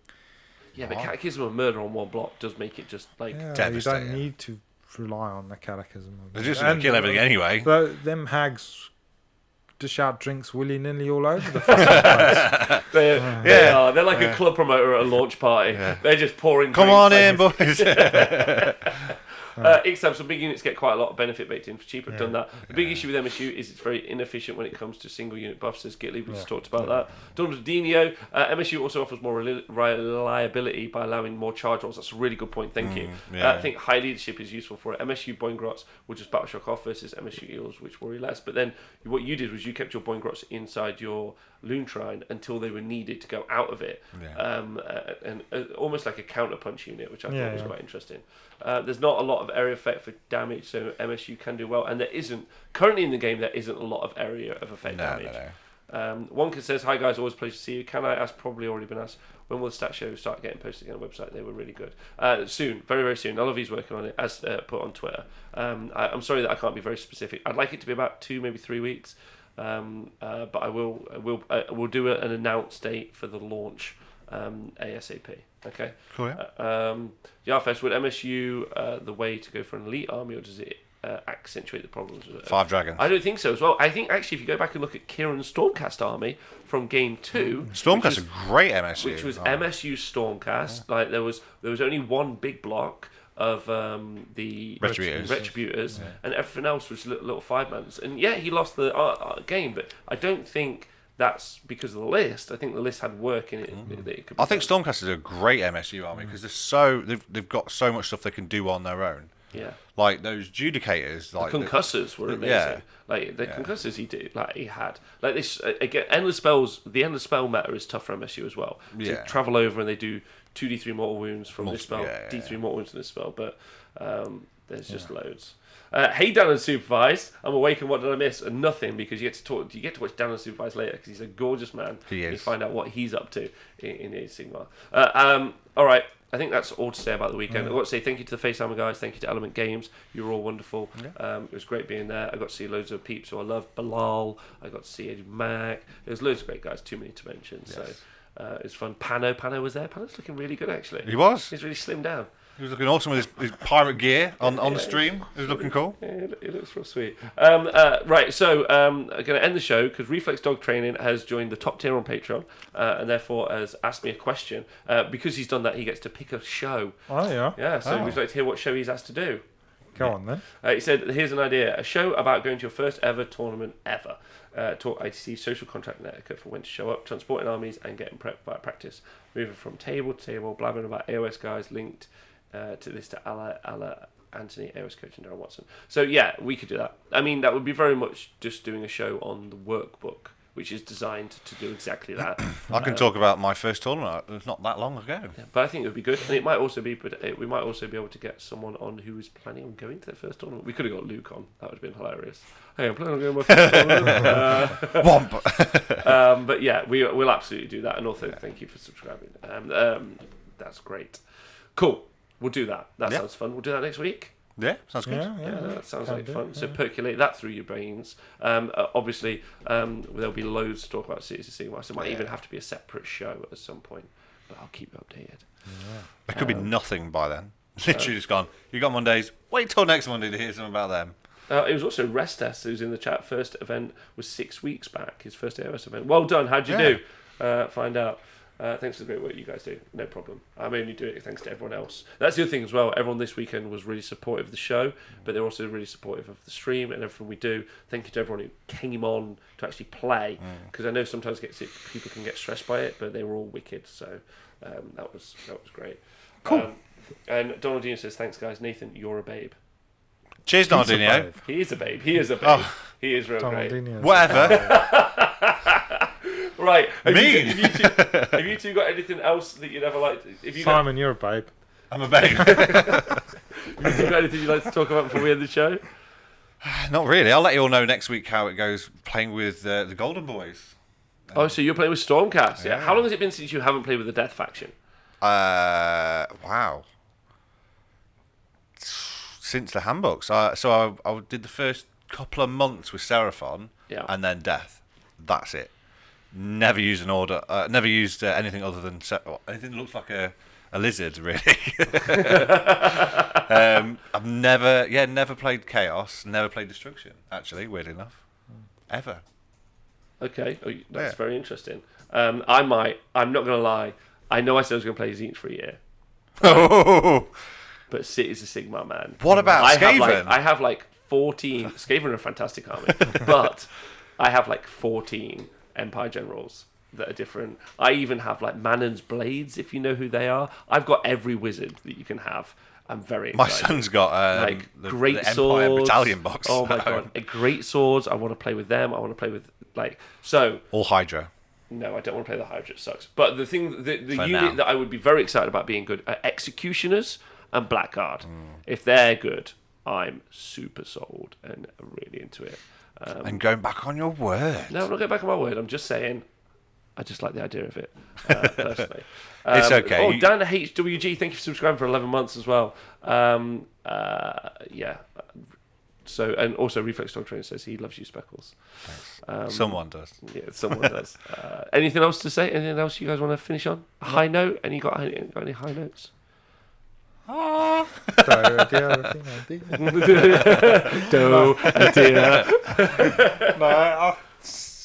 I mean, cities are going to be really good fun. I think, but I do think they're probably going to kick some people in the dick, but it'll be good fun. It's a good place to kick some. I actually think Gotrek inside the cities is going to be dumb. Oh my god, yeah. I think it's going to be dumb. I mean, he's great. Dumb or just awesomeness, because it's Gotrek. Yeah, Scrivlet, by the way, in there, the Scrivo's wife. Oh, no. Scrivo's just given me an early birthday present. Goodbye, Marathi. Hello, Lady Alinda. Oh, nice. Good choice. Yes. Then obviously the Orc book is going to be interesting as well, because that's a big part of the destruction. A huge part. Yeah, that's two factions rolled into one now. And also the Gutbusters book, the Mortars book, not long behind it. That's not far off either. So yeah. Bone Reapers as well. Bone Reapers. Man, Sigmar's in like a Wow. solid place. Like, I know that currently we're all in the street, painted red, dancing naked, listening to tunes. But why not? But why not? Like, events are yeah. fun. Like, I've been to 2 events back to back, and all I've seen is smiling faces, people having a laugh, and sometimes they come up and go, "Nice Storm Fiends, man. What the fuck?" Like, and that's cool. Like, What was that, Rob? no, Dave said The other person And said it. you've gone. They're the best. They're I said amazing. they're great. They give you Yeah, they're so good. they're jazz hands. Oh no, the next 4 weeks are gonna suck. Oh, But what I like about it is that, like, every time you see people just having a great time, walk away writing lists. The hobby is great. So that is I have seriously missed. you've had some FOMO. Oh, Yeah, you've I have. no When you're idea. gonna play a tournament soon, Dave. Everyone thinks you're not playing. By the way, can we put a pin in that? You need to play a You've been tournament. super busy with work. Yes. Right. I have been busy with work and other stuff. So I think actually that's how I'm going to end the show. I want Nathan to play a tournament of Warhammer sometime soon. I know he's super busy with work. He's got a family. He's got loads to do. I don't know when you're going to get time, and I keep taking up his time, making him do coverage. Yeah. So apologies to everyone out there. I'll look at Blood and Glory maybe. Okay. Do it. I'm thinking of that. Okay, so Nathan's going to play some Warhammer, but if he doesn't, I want you to keep dogging him on Twitter. I want you to ask him, let me know when there are other Age of Sigmar events, and just message him and go, "Oh, I'm driving, I'll drive you back." Like, put him up in a room. He wants to, just make him go play, because he'll have a great time. I will. No, I enjoy taking trophies. I've enjoyed going to. I'm not going to take any trophies. I enjoy going to the tournaments. I've been to quite Many. a few. Yeah, it's Yeah. good fun. Yeah. It's the, I know it is. I the recommend atmosphere. I know, but I Yeah. want you to for you. I know you really yeah, enjoy it, but you're also working really hard at the minute, and I reckon you deserve a weekend away with the lads and play some Warhammer. Yeah, good. All right, we'll beat him do up that. and make him do it, because he won't listen to me. Oh, He won't listen to you either. Do it. Speckles. I'll do it. Yeah. We'll buy him a Heritage of Wargaming T-shirt. Says Dad HDWG. Oh, that's tempting. And there's also NWA 17th of November. Nathan. Says Yeah, Lofthammer. Oh, yeah. Who is also the best sports event. So you shut your mouth unless you fill in the more. Because Restev says more tribes an addendum in the Greenskins book. They don't even get a battalion. You heard it here first. It's a What? joke. It's a joke. fear on your face there. What's going on? Just as deadly as they ever were. Right, we're going to go now. Thank you so much, everyone, for tuning in. Nathan, thanks for being on the show. Thank you. Speckles, thanks for being on the show. Thank you. Jet, thanks for being on the show. Silence. Thank you to everyone on Patreon and Twitch and supporting the show. Thanks for watching at the weekend. I hope you join us. We're going to put up over the next couple of days our roadmap for where the next events we're going to be, mainly so I can look at it and know where we're going to be. Yes. Yeah. 3 weeks. 3 weeks. Yeah. I think I'm doing 8 Everything. events in 3 weeks. I think the next event I'm at, in 3 weeks, is the Irish AOS GT. It's in 2 weeks. Yesterday it was 3 weeks. So tune in for that. And also don't forget to tune in later for Mr. Downton's Supervised show, which Yes, will be it will be fantastic. really good. He's a great hobbyist. He's a wonderful man, and he is funny as all heck. He's a beautiful man too. Yeah, you guys in the chat have been great. Thank you very much. If you listen to the podcast, make sure you stay hydrated, and we'll see you guys soon. Have a great day. Bye.